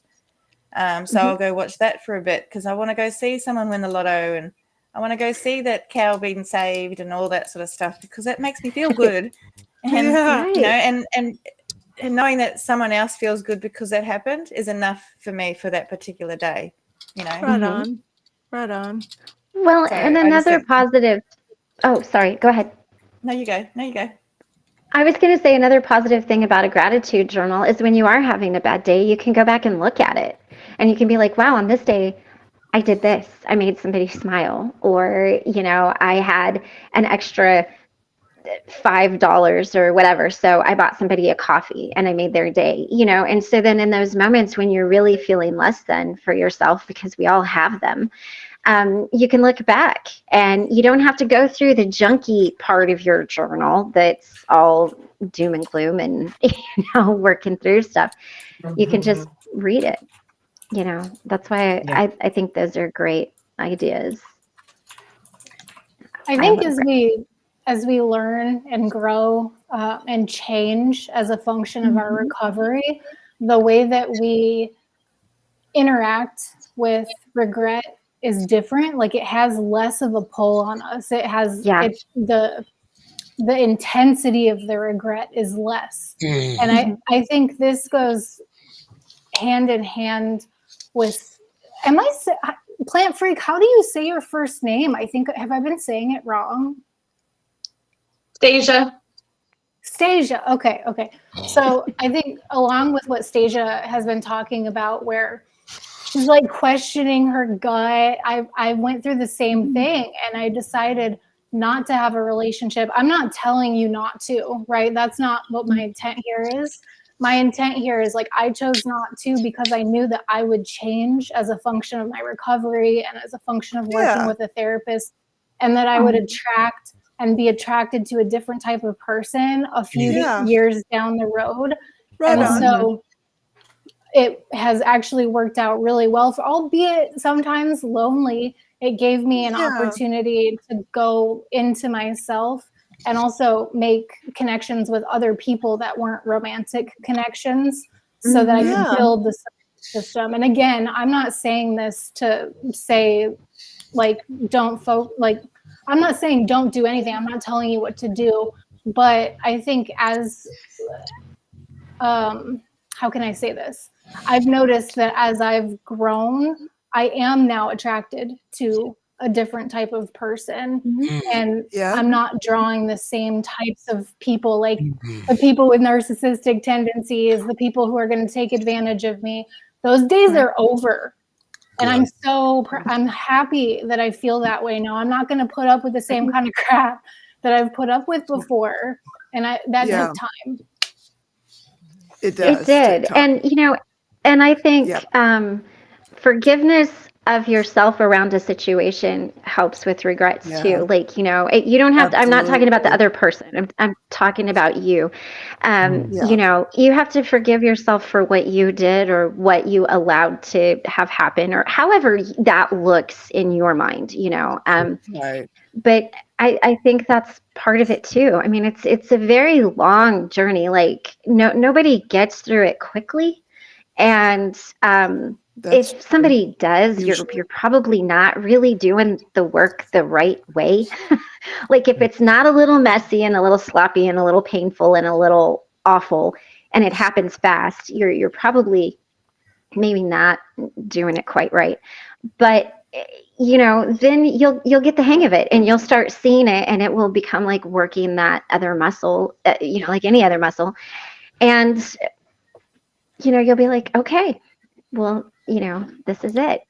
And I think it's, and especially forgiveness of yourself, it's like you're not carrying around all that baggage. Like, how can you climb the Eiffel Tower or soar to the stars if you're carrying 10 tons of dead weight? Like, it's not going to happen. So you gotta really. And what Misha says, regrets versus accountability for actions, and learning the difference between those is it's really important. I think like there's a difference between saying I regret everything that happened and all that sort of stuff, being to what looking back and saying, what did I do that played into this, without being like it was my fault. Because it's never your fault for being abused, because there's no excuse for abuse. But exactly.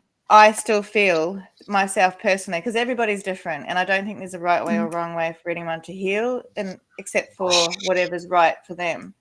But for myself, I feel like I have to take time and accountability, and just sort of think I did contribute in some ways to some of these circumstances that happened, and if I don't take accountability for that, then I'm just going to turn around and probably do it again, because I won't be looking at what led me into that situation in the first place if I didn't look back and think why, why, what happened to this. And I think a lot of, like what Tara is saying, I think I need time to do that, rather than me just fall into something else straight away, because that generally is what happened. I would fall into something else straight away because I didn't want to think about it, and I didn't want to do the difficult stuff, the difficult work to heal. And my personal thing now is I don't want to take what I've got into the next, because I suffer with it. I don't want to make anyone else suffer, and I'm not healed. I'm not at all okay, and that was cool. I've got a whole huge thing to go through next that I don't want anyone else to suffer through. It's going to be hard enough on my friends, let alone any sort of relationship I might have, So I just feel like, for me personally, it's going to take time. But there are some people out there who heal with people better, and that's not to say that's wrong too, I just think it's different strokes for different folks, Was that a TV show? I'm pretty sure it was. Yeah, Different Strokes. Yeah, it was a TV show.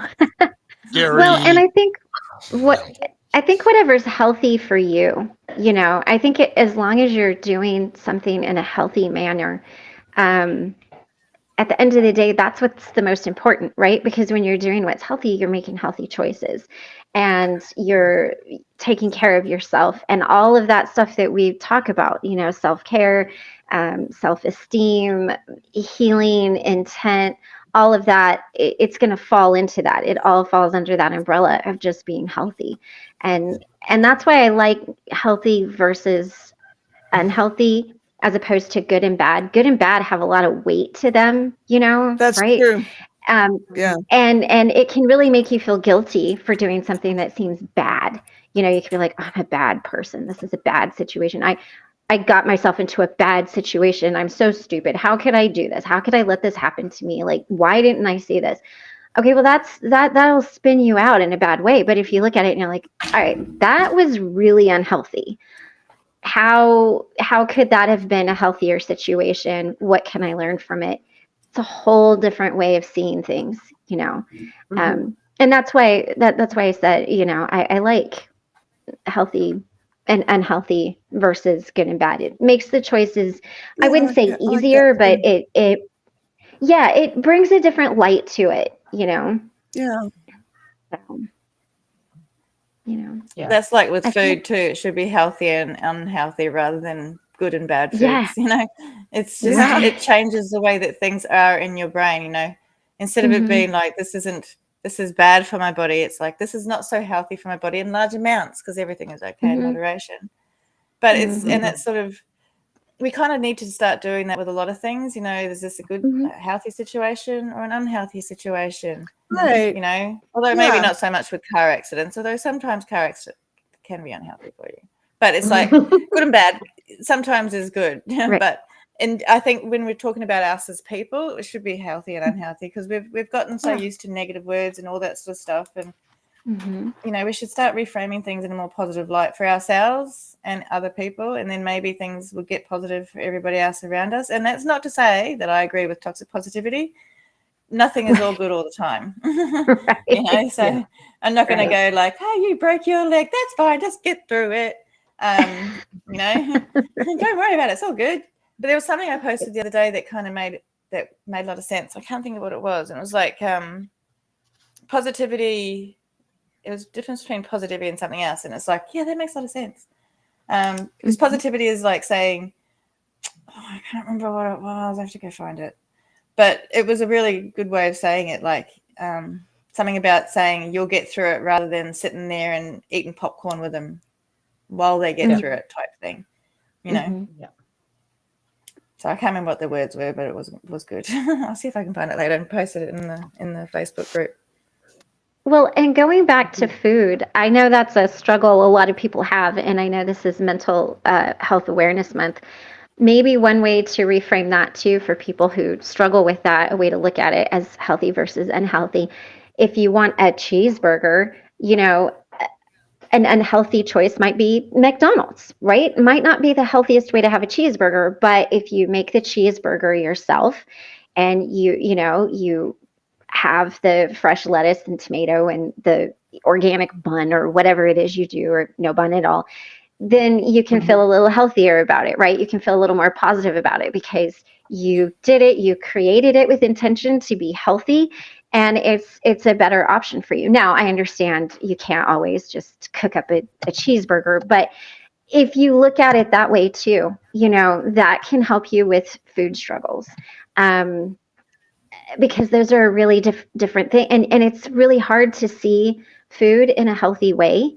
And so anytime that you can, you know, like look at that and say, oh, this came from nature, this is going to be really great, you know, instead of, you know, like eating some grapes or strawberries or blackberries instead of eating a pint of yogurt or ice cream. So that's another way too. And also, you can also look at it as like, as long as I'm not having this every meal every day, that's fine, you know, because sustenance is sustenance, regardless of what it is, especially if you struggle to eat. Right. But see, with me, I love cooking. I struggle to eat, but I love cooking. So I'd rather make the cheeseburger than go to Macca's because I know it's in Macca's, and I worked there for a long time. Australian Macca's anyway. But so I'd rather make the cheeseburger myself because then I might eat it, and if I don't eat it, I'll snack through it, and I can't snack through someone else cooking my cheeseburger because I wouldn't like that very much if I went back then. Can I just go into the middle? You know, because I actually bought a burger the other day for Hungry Jack's. I think you call it Burger King over there, and I bought one, and it's the one type that I'll eat, and I still couldn't eat it, and it was like, you know, I went through the ordering and I really wanted it, and we waited in line for ages because it was a public holiday. Everyone had the same idea, turns out. And I got it home and I'm just like, I can't eat it now. But it was more of a, you know, but at least I keep trying. As long as I keep trying, I'll get through it. Yeah. But, right. You know, but it's not like I have an unhealthy relationship with food. It's just, I think I have an unhealthy relationship with myself. So, and when you are struggling to eat, I think anything that you eat is good, and eat it. You know, if you're hungry for it, absolutely eat it.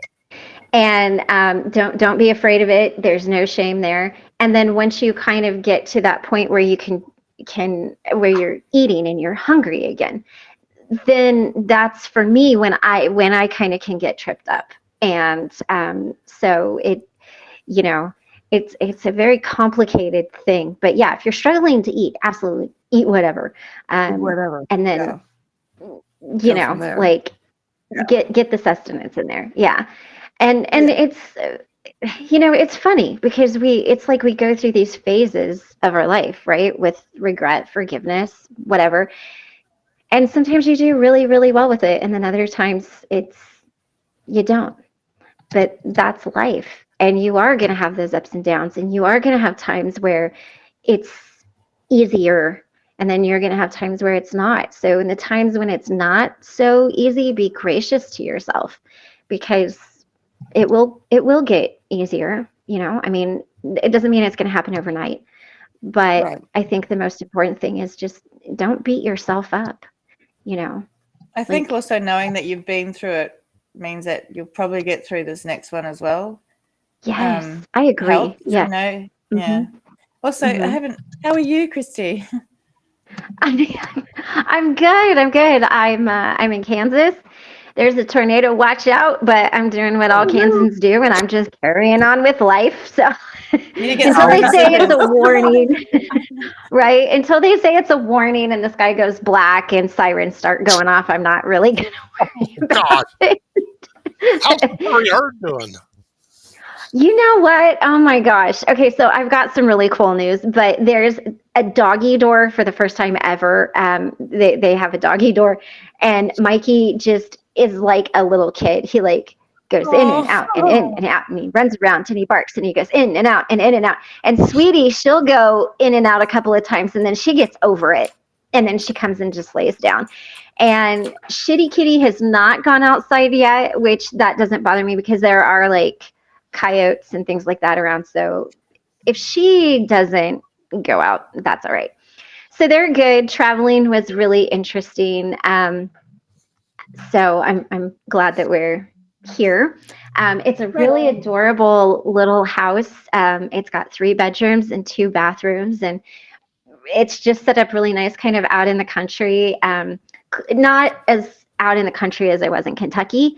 I can get to El Dorado in like, I don't know, 10, 15 minutes. Yeah. And it's really green and it's really amazing. And the good news is I'm staying here for a while. So Michael and I had a conversation, and then we talked to Mindy about it. And I'm actually not going to go to the next several jobs with him, and I'm really okay with it. So I'm going to get to stay here and, help Mindy out, but also have a place. And I'm super excited because I've got family and friends here. And so it's a very different situation than what Kentucky was, where I didn't know anybody. I've got aunts and uncles and cousins, and so and it's only 8 hours from my kids, and not too far from anything else. And it's pretty easy. Michael would be able to come back here a lot easier than he would be able to go back to Kentucky. So, yeah. So Nice. I've got a little room all picked out for my studio, so I'm very excited. Oh, so this is your destination then? At least. Yeah. Okay. Like I didn't know it was my destination when I got here. I thought it was like my destination for 3 weeks, and then we kind of started talking about it. And it's got a really great front porch. I'm all about front porches. Like after being in the South, I love to decorate. So I'm like looking at the porch. I'm like, oh, we could do like a big plant here and here and here, and potted flowers here, and then I could have like patio furniture here, and I could paint this, and I could move that. So Adorable. Front porches aren't such a big thing here in Australia, but I've always wanted to sit on one in a rocking chair and just whittle down a stick to nothing there and look at the neighbors. if I'm at a place, I'm always gonna have a front porch. So Cosmic, if you ever come over here, I will find you a stick that you can whittle down. Nice. and I'll make you some sweet tea, and we'll watch the lightning bugs. It'll be great. Awesome. But yeah, I really like the idea of that, to be honest. yeah. Well, hey, we're headed into summer, so if you need a break, you can come over. You can fly into Wichita. I'll come pick you up. Yeah. I will definitely have to get some ruby slippers, and I know all the songs to Wizard of Oz. So I will make everyone crazy. Oh no, there's a lot of people around here who really groove on that. It's kind of half and half. Like some people are really over all of that, and then some people are like, yeah, it's what we're known I for. want a lollipop kid outfit. Anyway, I gotta go. I want to see Mia before she goes to school today, so I'll keep listening though. Okay. All right, bye. Well, hopefully. Bye. The other thing that's amazing is Mindy has some of the cutest little Frenchies you've ever seen. There's like teeny tiny ones, and then there's like ones that are a month old, and then there's like full grown ones. And she's got, I'm not joking, y'all, she's got like 30 of them. And so you can go love them all. And they have a little pink dress with flowers, and she's got this little white one, and she put the little, so this is what I told her I wanted to do. And I'm going to do it. I just don't know when, but she's got this little white Frenchie that is like the cutest little baby ever, and she's got this pink dress, and I'm gonna wear my pink dress, and I'm gonna get my pink Kate Spade bag, and I'm gonna put my big sunglasses on and my red lips, and me and this dog are gonna have the most bougie picture taken ever of me and this dog in a pink dress, and I'm gonna love it. Yeah. But yeah, it's amazing. she's just like, Christy, she gives you your and I was like, look at these dresses. But no, so we're definitely going to do some stuff with the Frenchies, have them running around, or in so you guys can see them. Oh God, they're so adorable. I bet they're so cute. Oh God, they're adorable. And then Michael's like, so how much do you sell these for? And she's like, $2,500 to $6,500, and he's like, oh, he's like, oh, but yeah, they're super adorable, and they got the flattest, nastiest little faces. They're smooshes. Oh yeah, and then I come back over here to these two, and I'm like, yeah, well, here we are. But how's everybody else doing? I haven't seen y'all for a while. And the good news is, hey, I am in the right time zone now. So 3:40 means 3:40. I don't have to math to figure out what time I'm actually supposed to be on. Perfect. That's, yeah. If I can chime in first on your question, I'm doing really well. Christy, I appreciate you asking.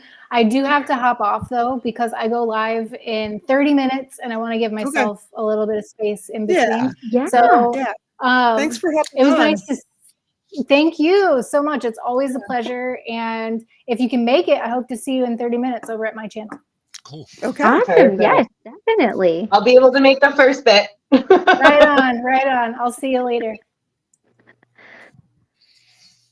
There's a space launch tonight that one of the ladies at the house is very, very excited about. We already watched the one this afternoon. That was the Falcon 9 SpaceX part. And now she really wants to see the one at 10 o'clock. SpaceX. Okay. Is this next one coming up SpaceX as well? They're put NASA astronauts in it, but SpaceX is a part of it. Yes. Okay. So it's 10:39 my time is the launch, but everything's going to start at around 8 o'clock. So they'll start getting the astronauts on the craft at about 8 o'clock. And she's super into it. And I'm just like, you can use my laptop. It's fine. Enjoy yourself. Where are they going? Are they just going into space? Are they headed off to Mars? Like, where are they? Oh, They're going to the space station. Yeah. Awesome. And they're only spending a week and then coming back. And they also, with the Falcon 9, the the little pods that they come back to Earth with, and they just usually end up in the ocean. They did a test run today with one that was not manned, and it landed almost bullseye on this little platform in the middle of the ocean from, people, not people inside, but outside steering it so that it would end up, landing on the platform. So it ultimately makes it much cheaper having that pod to be able to reuse versus it falling to the bottom of the ocean. And now we have to rebuild another one the next time we decide to do space exploration. So interesting. Yeah. I'm trying to do lots of things to keep my brain active. And actually, the what you were saying, that the healthy versus unhealthy, it's something I'm trying to apply to anger right now. Okay. So I find myself angry from yesterday's event, and it's not like anything bad happened. It went a lot better than I expected, but it pulled me back to the previous situation where now I feel angry. And it's like, well, do I feel angry in a healthy manner, or do I feel angry in an unhealthy manner? And trying to process that. But with my neurodivergence, I'll sit in it and I'll process it too much at one time, and I'll end up exhausted, which is what happened last night. So I've been on the exercise bike today. I've gone for a walk. I'm going to watch this space thing later because I know so much about space. I'm going to watch this space thing later. This way it gives my brain timed breaks. Otherwise, I'm going to sit and I'm going to linger in it. And then that's the unhealthy part for me. I'm not actually processing when I'm lingering in it. Yeah. So trying to find the healthy ways to take care of it. Well, and anger is one of those things that, you know, we just kind of were taught. I mean, I was taught, you know, it's just bad to be angry. And it's not. It's not unhealthy to be angry. It's very healthy to be angry if you come from a positive place with it, you know. I mean, like, Ben, what are you laughing? Are you laughing at me? Oh, sorry. No, that's okay. I'm laughing at. I forgot my mic was on. I was laughing at Oh. Nature's Rabbit. Do you want blood? That would be unhealthy. That would be unhealthy. Oh my goodness. That's good. That's good. Well, you know, dream-wise, apparently that might be a thing, but you know. I mean, yeah, that's why we throw cheese and not, you know, other things. Yeah. And Rolling Stone asked if I was journaling. I am journaling a ton. And I'm also just trying to push myself to exhaustion with exercise, and I don't know if that's healthy or not. And I'm only trying to do it in like hour-long intervals, like an hour a day. I'm not letting myself go past that because I know I'm going to be super achy. I know I'm going to have pushed myself too hard. So like today I did a half hour on the spin bike and then went for a half-hour walk. But like that walk was like a speed walk. By the time that I got off the spin bike, I was drenched in sweat. Like I gave myself 3 hours in between them, so I wasn't doing them back to back. I made sure I ate. I made sure I wasn't just drinking coffee. Like I'm trying to take all of those steps. Right. It's just, it's the anger. And I think if you're, you know, exercising to get the anger out of your body and to process it, that's all right. But if you're exercising that much to not deal with it, then that might be a little unhealthy. So, you know, because you have to get that energy out of your body, right? Like, I mean, you've got to get being angry out of your body, just like you have to get being sad out of your body. And there's nothing wrong with that. Like Native American, ancient Lakota teachings teach that that's what you do. You get that out of your body, whether it's a brisk walk or, you know, you go to one of those anger rooms where you chuck hatchets at the wall, you know, I don't know, whatever you got to do, but you do have to get it out of your body. And then you bring in the positive, you know, or the healthy behind it. So, you know, it's not, I mean, that could be a very healthy way to do it. And I've made sure that I told the social workers here that I'm struggling with it. So I'm not doing this in silence where nobody knows. You know, like that's something that I've done previously with anger. I'm not struggling alone. I'm making sure that I'm telling them that I'm angry and which situations and parts I'm angry about. And before I forget, Zelda, there's been no setbacks. No, it was a very simple 30-second moment of my life that brought up so much crap that I just didn't expect. I didn't expect. So well, and you're still fairly new in dealing, like on the other side of it. So expect those things to happen because you're only, what, 8 months out of this? 6 months. Six? Yeah. 6 months. So, Yeah. I mean, realistically, you've been in survival mode. You've just been trying to survive it. So it's not odd that it would flip you like that, you know? So again, be gracious with yourself because that's just parts that you need to heal. And you can write it down in your journal of like, this is what made me mad. And then, you know, truthfully, you can forget about it until you're ready to go back and face it, because maybe you're not ready to face it right yet.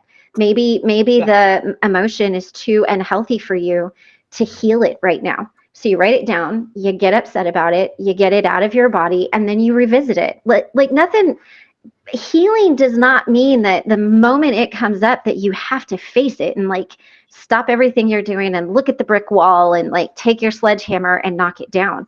Like you might just be like, all right, I'm going to have to come back to that because maybe it's just a little too much for you right now, you know? So you got to go find the smaller brick wall. and that's okay too. And that is healthy. You know, I mean, that is healthy. So I want you to know that too. Like if you're just not ready to deal with it right now, getting it out of your body, writing it down, knowing you need to come back to it. Trust me, universe isn't going to let you forget that. You didn't learn that lesson yet, and then here it comes back. Right? It's going to be like, okay, by the way, plunk, remember me. But, you know, but like I said, that can be very healthy. You know, if you're not in a place to deal with it, the unhealthy thing to do would be to sit there stuck in it and spin and waller and be swallowed up by it. So. And this is the first time that I think I'm properly dealing with anger. Okay. Because I was raised that anger was not allowed. And then when I did react horribly and anger was involved, it was manipulated and twisted into you're insane. And this time, like, I'm coming here and I'm saying it. I've already talked to 2 social workers here and I'm saying, I'm angry. I'm just trying to find ways to disperse some of that energy because I can't sit in it. I can't sit in it for very long at all.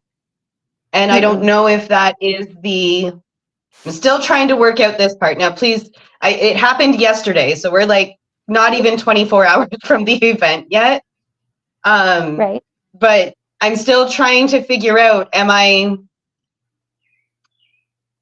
avoiding by the exercising and all of that and trying to find things to do, or am I coping?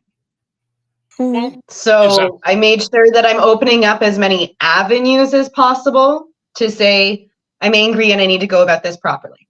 I don't know what properly is, especially around anger. But I need to figure this out and I need to go about it properly. Rolling Stone says it might help write a letter to burn. Oh, that's a good idea. Well, and what I was going to suggest was meditation or slowing down a little bit, because right now your body is in a heightened, like your adrenaline is kicked in, your cortisol is kicked in. And when those 2 things are kicked in, your brain doesn't work properly. Like it's just not designed to do that. You don't make good choices. You don't get enough oxygen. You don't get hungry. You don't manage stress because your body's like, oh my God, we got to stay alive. So I would really encourage you to take a relaxing walk. Go sit on the earth, like take your shoes off and walk around, or, you know, just take something, just bring it down and breathe about it, because it might be that all you need to do right now is just to understand, like, okay, I'm angry. It's healthy to be angry. And that's okay, you know, and understand your feelings around it. But I think when you stay amped up like that, you don't allow yourself to drop into your body and allow yourself to feel that, because you're just, there's no way you can process it, right? And that's not you. I mean, that's everybody, you know, when all of that kicks in on you. So try, maybe try that, and you might find your words. You might find your words. You might be able to say, you know what? All I really needed to know right now is it's okay to be angry. And that's where this drops. And again, I understand this is very new, but when you're ready, take a bath, just do something relaxing, because I have a feeling a lot of things will come to you in that moment. See, and that makes sense. Like you just said, cortisol levels. Oh, sorry, Carol.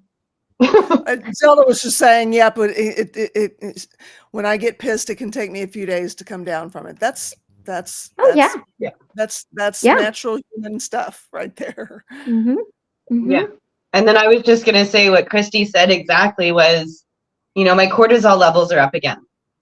It's nothing about this is going to be linear, and I get that. I really, really do.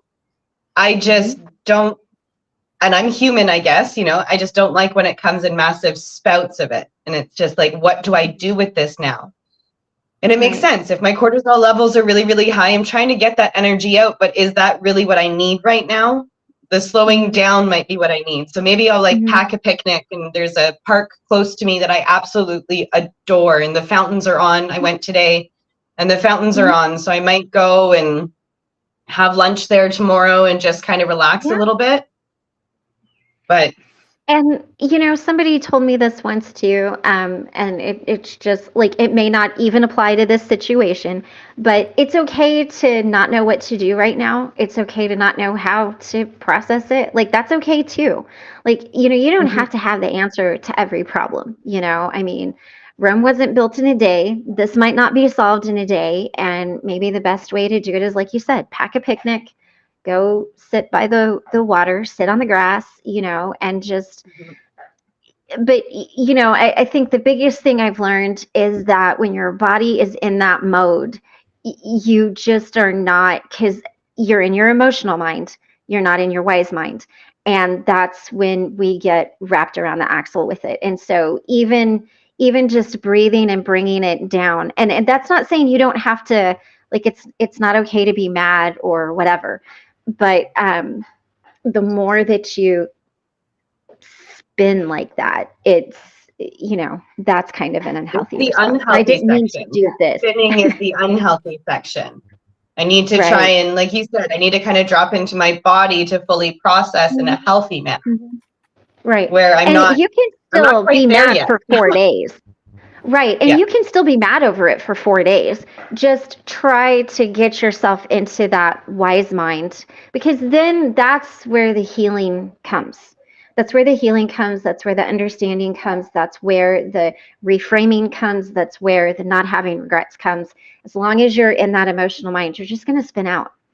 Or, you go to the other side and you become very Spock-like and you just have no emotions. Either one of those is tricky, Yeah. Not finding a happy helpful. medium. Yeah. Even though I adore Spock.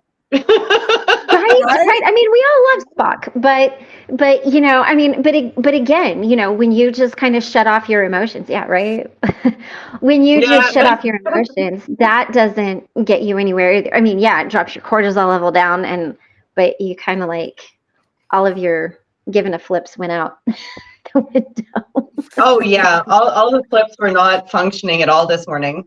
Not at all. Right. I have a pair of yoga pants that makes me look like I'm not wearing pants. So I put them on today and I didn't even notice. I just put them on and I was gonna just go on the spin bike, go for a walk. I'm getting all of these looks. Okay? Completely forgot I'm wearing my yoga pants that look like I have nothing on. First of all, what fashion designer came up with flesh-colored yoga pants? That is such a bad idea. Like, somebody should have lined that person out. I like it. They're lighter than my skin tone, but most people don't recognize that. They don't look at my face or my hand against the pants. They're just looking at it's peach. I mean, I was gonna say, it reminds me of Sex in the City where she was wearing the naked dress. Oh. My naked yoga pants. Out and about for like 2 hours.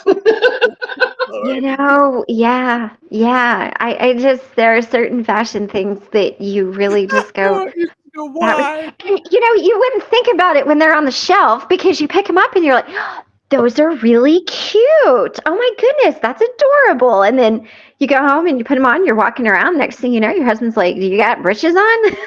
And I'm like, I do.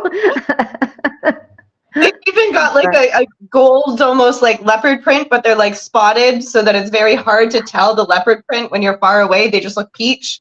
And then when people get closer, they're like, oh, I see the seam and the gold leopard print now, but not from 10 feet away. Oh, man. At least I got, a good kick out of that today. Right. Yep. Laughing is a great way to get out of the anger too. Or distraction. If you can't bring your cortisol down, what my therapist always reminds me of is distraction. Sometimes he'll help bring it down, and then you can go into your body and do the picnic and actually relax a little bit. So don't feel bad if you have to kind of distract yourself and kind of step away from it for a little bit to. Yeah. And that's what I'm going to try and do with this tonight, because I really enjoy the lady that wants to watch the space thing, because, that's what I'm saying. It's the space thing. Give me Star Wars, give me Star Trek. I can talk about it. Let's talk real space. Nope, can't do it. But I really enjoy her company, and she's a positive, she tries to think everything positively. So she said there's always going to be negative stuff in life, but uses the other word.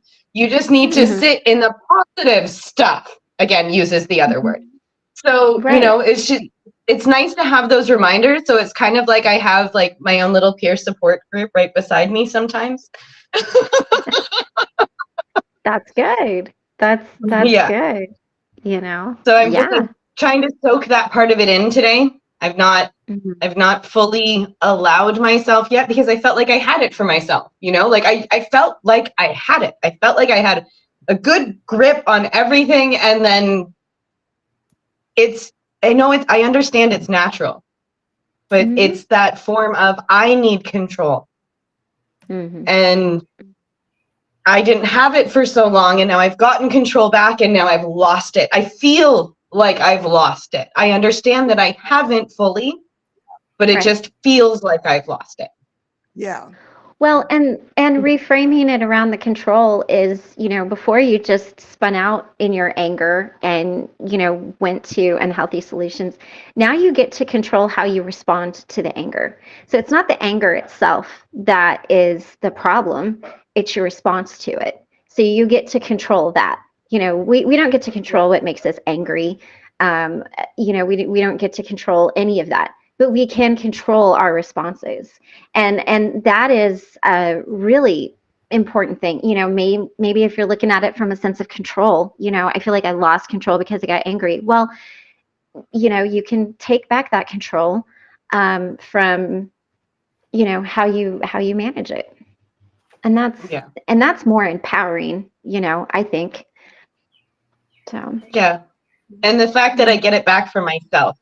That's another thing, because for so long, nothing I've been able to take for myself. So like the tiny little victories where I'm able to do it for myself, I'm trying to, that's a gratitude journal portion for me. When I'm able to take those controls for myself, I'm able to take those reins, and whatever that situation is, that goes into my gratitude journal, because so much I wasn't able to control. Even when I was trying, or I thought I was controlling my reactions, I really wasn't. That's a factor that I played into that situation. As much as I thought I was controlling them, and I felt like, well, no, I have the right to react this way. Maybe I did have the right, okay? But it doesn't mean I wanted to react that way. Right. So that's the point where it's like, okay, I get to have these controls. I need to appreciate them for what they are. And that those portions have to be a little bit separate. So I kind of feel like once I get a good manage on this portion, like the anger portion, that's another portion of the control that I'm able to say that I've got back for myself. Right. If that makes sense. Yeah. No, it does. Yeah, it does. It really does. So. Oh, hi, Jeremy. I'm waving at the wrong screen. I am. My trip is. I wanted to. Go ahead. Go ahead. No, go ahead. Oh, I just wanted to share something with you guys, but you go ahead. You were reading something. No, I was just saying that my trip has caught up with me and I am exhaustipated. Gotcha. I hear you. Exhausted. Anyway, I love that word. What were you going to say? I'm sorry. It's okay. And then I promise I won't talk much more. I'm joking. So our wonderful Vicki Molesky, she sent me a couple of things a few weeks ago, and I've been waiting for them to get over the border, and I just wanted to share them with you guys because it was our Steve. So yeah, I was able to get one of the memorial cards. Yeah. Nice. I got one of those. And there's a nice little prayer on the back as well. Yes. And a little cardinal. Love that. I love that. Yeah. So it was another one of those moments where it was like I needed that little bit of Papa Bear, and it came this morning. So nice. It was nice. I just wanted to share that with you guys and say thank you to Vicki publicly. Yes, thank you, Vicki. Awesome. I got mine too. I appreciate it. Yes. Very cool. But I am going to say goodnight because I should eat some food before I start setting up the laptop for this real life can't even say it, space exploration stuff. Gonna have to watch some Star Wars later just to make it all easier in my head. But good night, everybody, and thank you for tonight. I really appreciate it. Right on. Yeah. Right well, enjoy the space launch. Yes. Thank you. See the space stuff. You know, you've got the right words. I've got the stuffs. Do you know where she's watching it? Do you know what she's watching it on? I have it on YouTube, actually. Okay. There is a channel that we were watching earlier. Give me 1 second. Or if you want, I can send you the link. Yeah, that'd be good. Yeah, I appreciate Okay, I'll go to my history and I'll send you the link. If anybody else wants it, just Facebook me. There you go. All right. Good night, guys. Good night. I'm going to go too. I had today off, but it was a lot of chores and doctor's appointments and lots and lots of stuff. So I did good things that will long-term help my health, but it was just a little fatiguing for my vacation day going toward stuff that was just work and no nap. Right. Oh. So I am a little fatigued. So I can feel you, Carol, a lot. I drove. We drove there. We drove to Indianola, Mississippi to stay, and then it was another hour and a half into Lexington from there. So we got up, drove to Lexington. The guy met us at the gravesite and put the stone in for us, and then we literally went to Church's Chicken and then headed straight out. So it was nothing but driving, pretty much. Yeah. So, and then we took a detour in Arkansas to see his mom for about an hour, and then nice. Yeah, we were sitting there like poking each other and everything we could do to keep each other awake. I had to stay awake to keep him awake, and vice versa. Right. Right. We shouldn't have been driving like that, but we did. Well, my trip was I listened to the Audible, the book The Day After Roswell on Audible, and was listening to it. It was a 12-hour long book into an 18-hour trip, so I listened to the whole book, and then I was listening to it, and then I had all of these thoughts, and I sent Ben like 5-10 minute voice clips of like, so the aliens did this and the government did that and what explained this, and then I was talking about the ancient aliens, dude. I'll show you this, and you know how I described him. I'm like, the guy with the sticky up hair with the really big forehead. That's always helpful. But yeah, that was my driving. We got here at 2:30 in the morning, so I was like super thankful to get here. Yeah, I just kind of crawled into bed and went, and So, and now, like I said, I'm going to go do the Kansas thing, and I'm going to sit on my front porch and watch the tornado. I'm going to sit on the front porch of my trailer and watch the tornado, y'all. So, tornado coming. Yeah, it's like really extreme weather here. Like from Wichita into Oklahoma and around, like they're saying it's not just going to be like possibly one tornado, it's going to be several, and they're calling for like baseball or grapefruit size hail. So of course we put the vet in the garage, but then I realized my car only had liability, and if all my windows got smashed, like that's going to be really expensive. So we put it in the garage as well. And now we're just kind of, the wind's been blowing pretty good. It's not really kicked up rain, but it's supposed to start doing that around 6-ish. And it's supposed to go until, I think, 11 or midnight, something here. So yeah, I mean, I might take a little video and, do the Kansas thing. Who needs to hide in the root cellar? We're going to sit out on the front porch and take a video of this thing. Please tell me you have a basement. I will worry. No, we're good. Yeah. No, we're good. We're good. We've got a place to go. And if it gets that bad, I'm just going to hold on to Michael and be like, okay, you're stronger than the two of us. Keep us. It'll be like Twister. I'm holding on to his belt. But no, it'll be fine. We'll be fine. Yeah. Don't worry. I'm just teasing. I have been through a couple tornadoes, and I do take them seriously. So, when it gets too bad, I'm gone. I don't stick around. Right. So, all right. Well, you all have a good one, and hopefully I will make it tomorrow, and I will see you then. Bye. Bye. To all of you guys too. I'm gonna go and take care. Good night. You too, Becca. Night. You have yourself a great evening. Say hi to the donkey for me. I will do that. Hopefully there's no tornadoes in Arkansas. Yeah, I need to check the weather because something looks like it's trying to brew around here. So I need to go and check the weather. Oh, you say hi to the chickens for me too. I will do that. All of them. Okay, every single one of them. You got it. Take care. Have a great day. You too, Thank Ben. you so much. Thank you. Whew, you guys, I am going to recover, but it's going to take a little time. That's all. I hope to see you again next meeting. And until then, peace, y'all.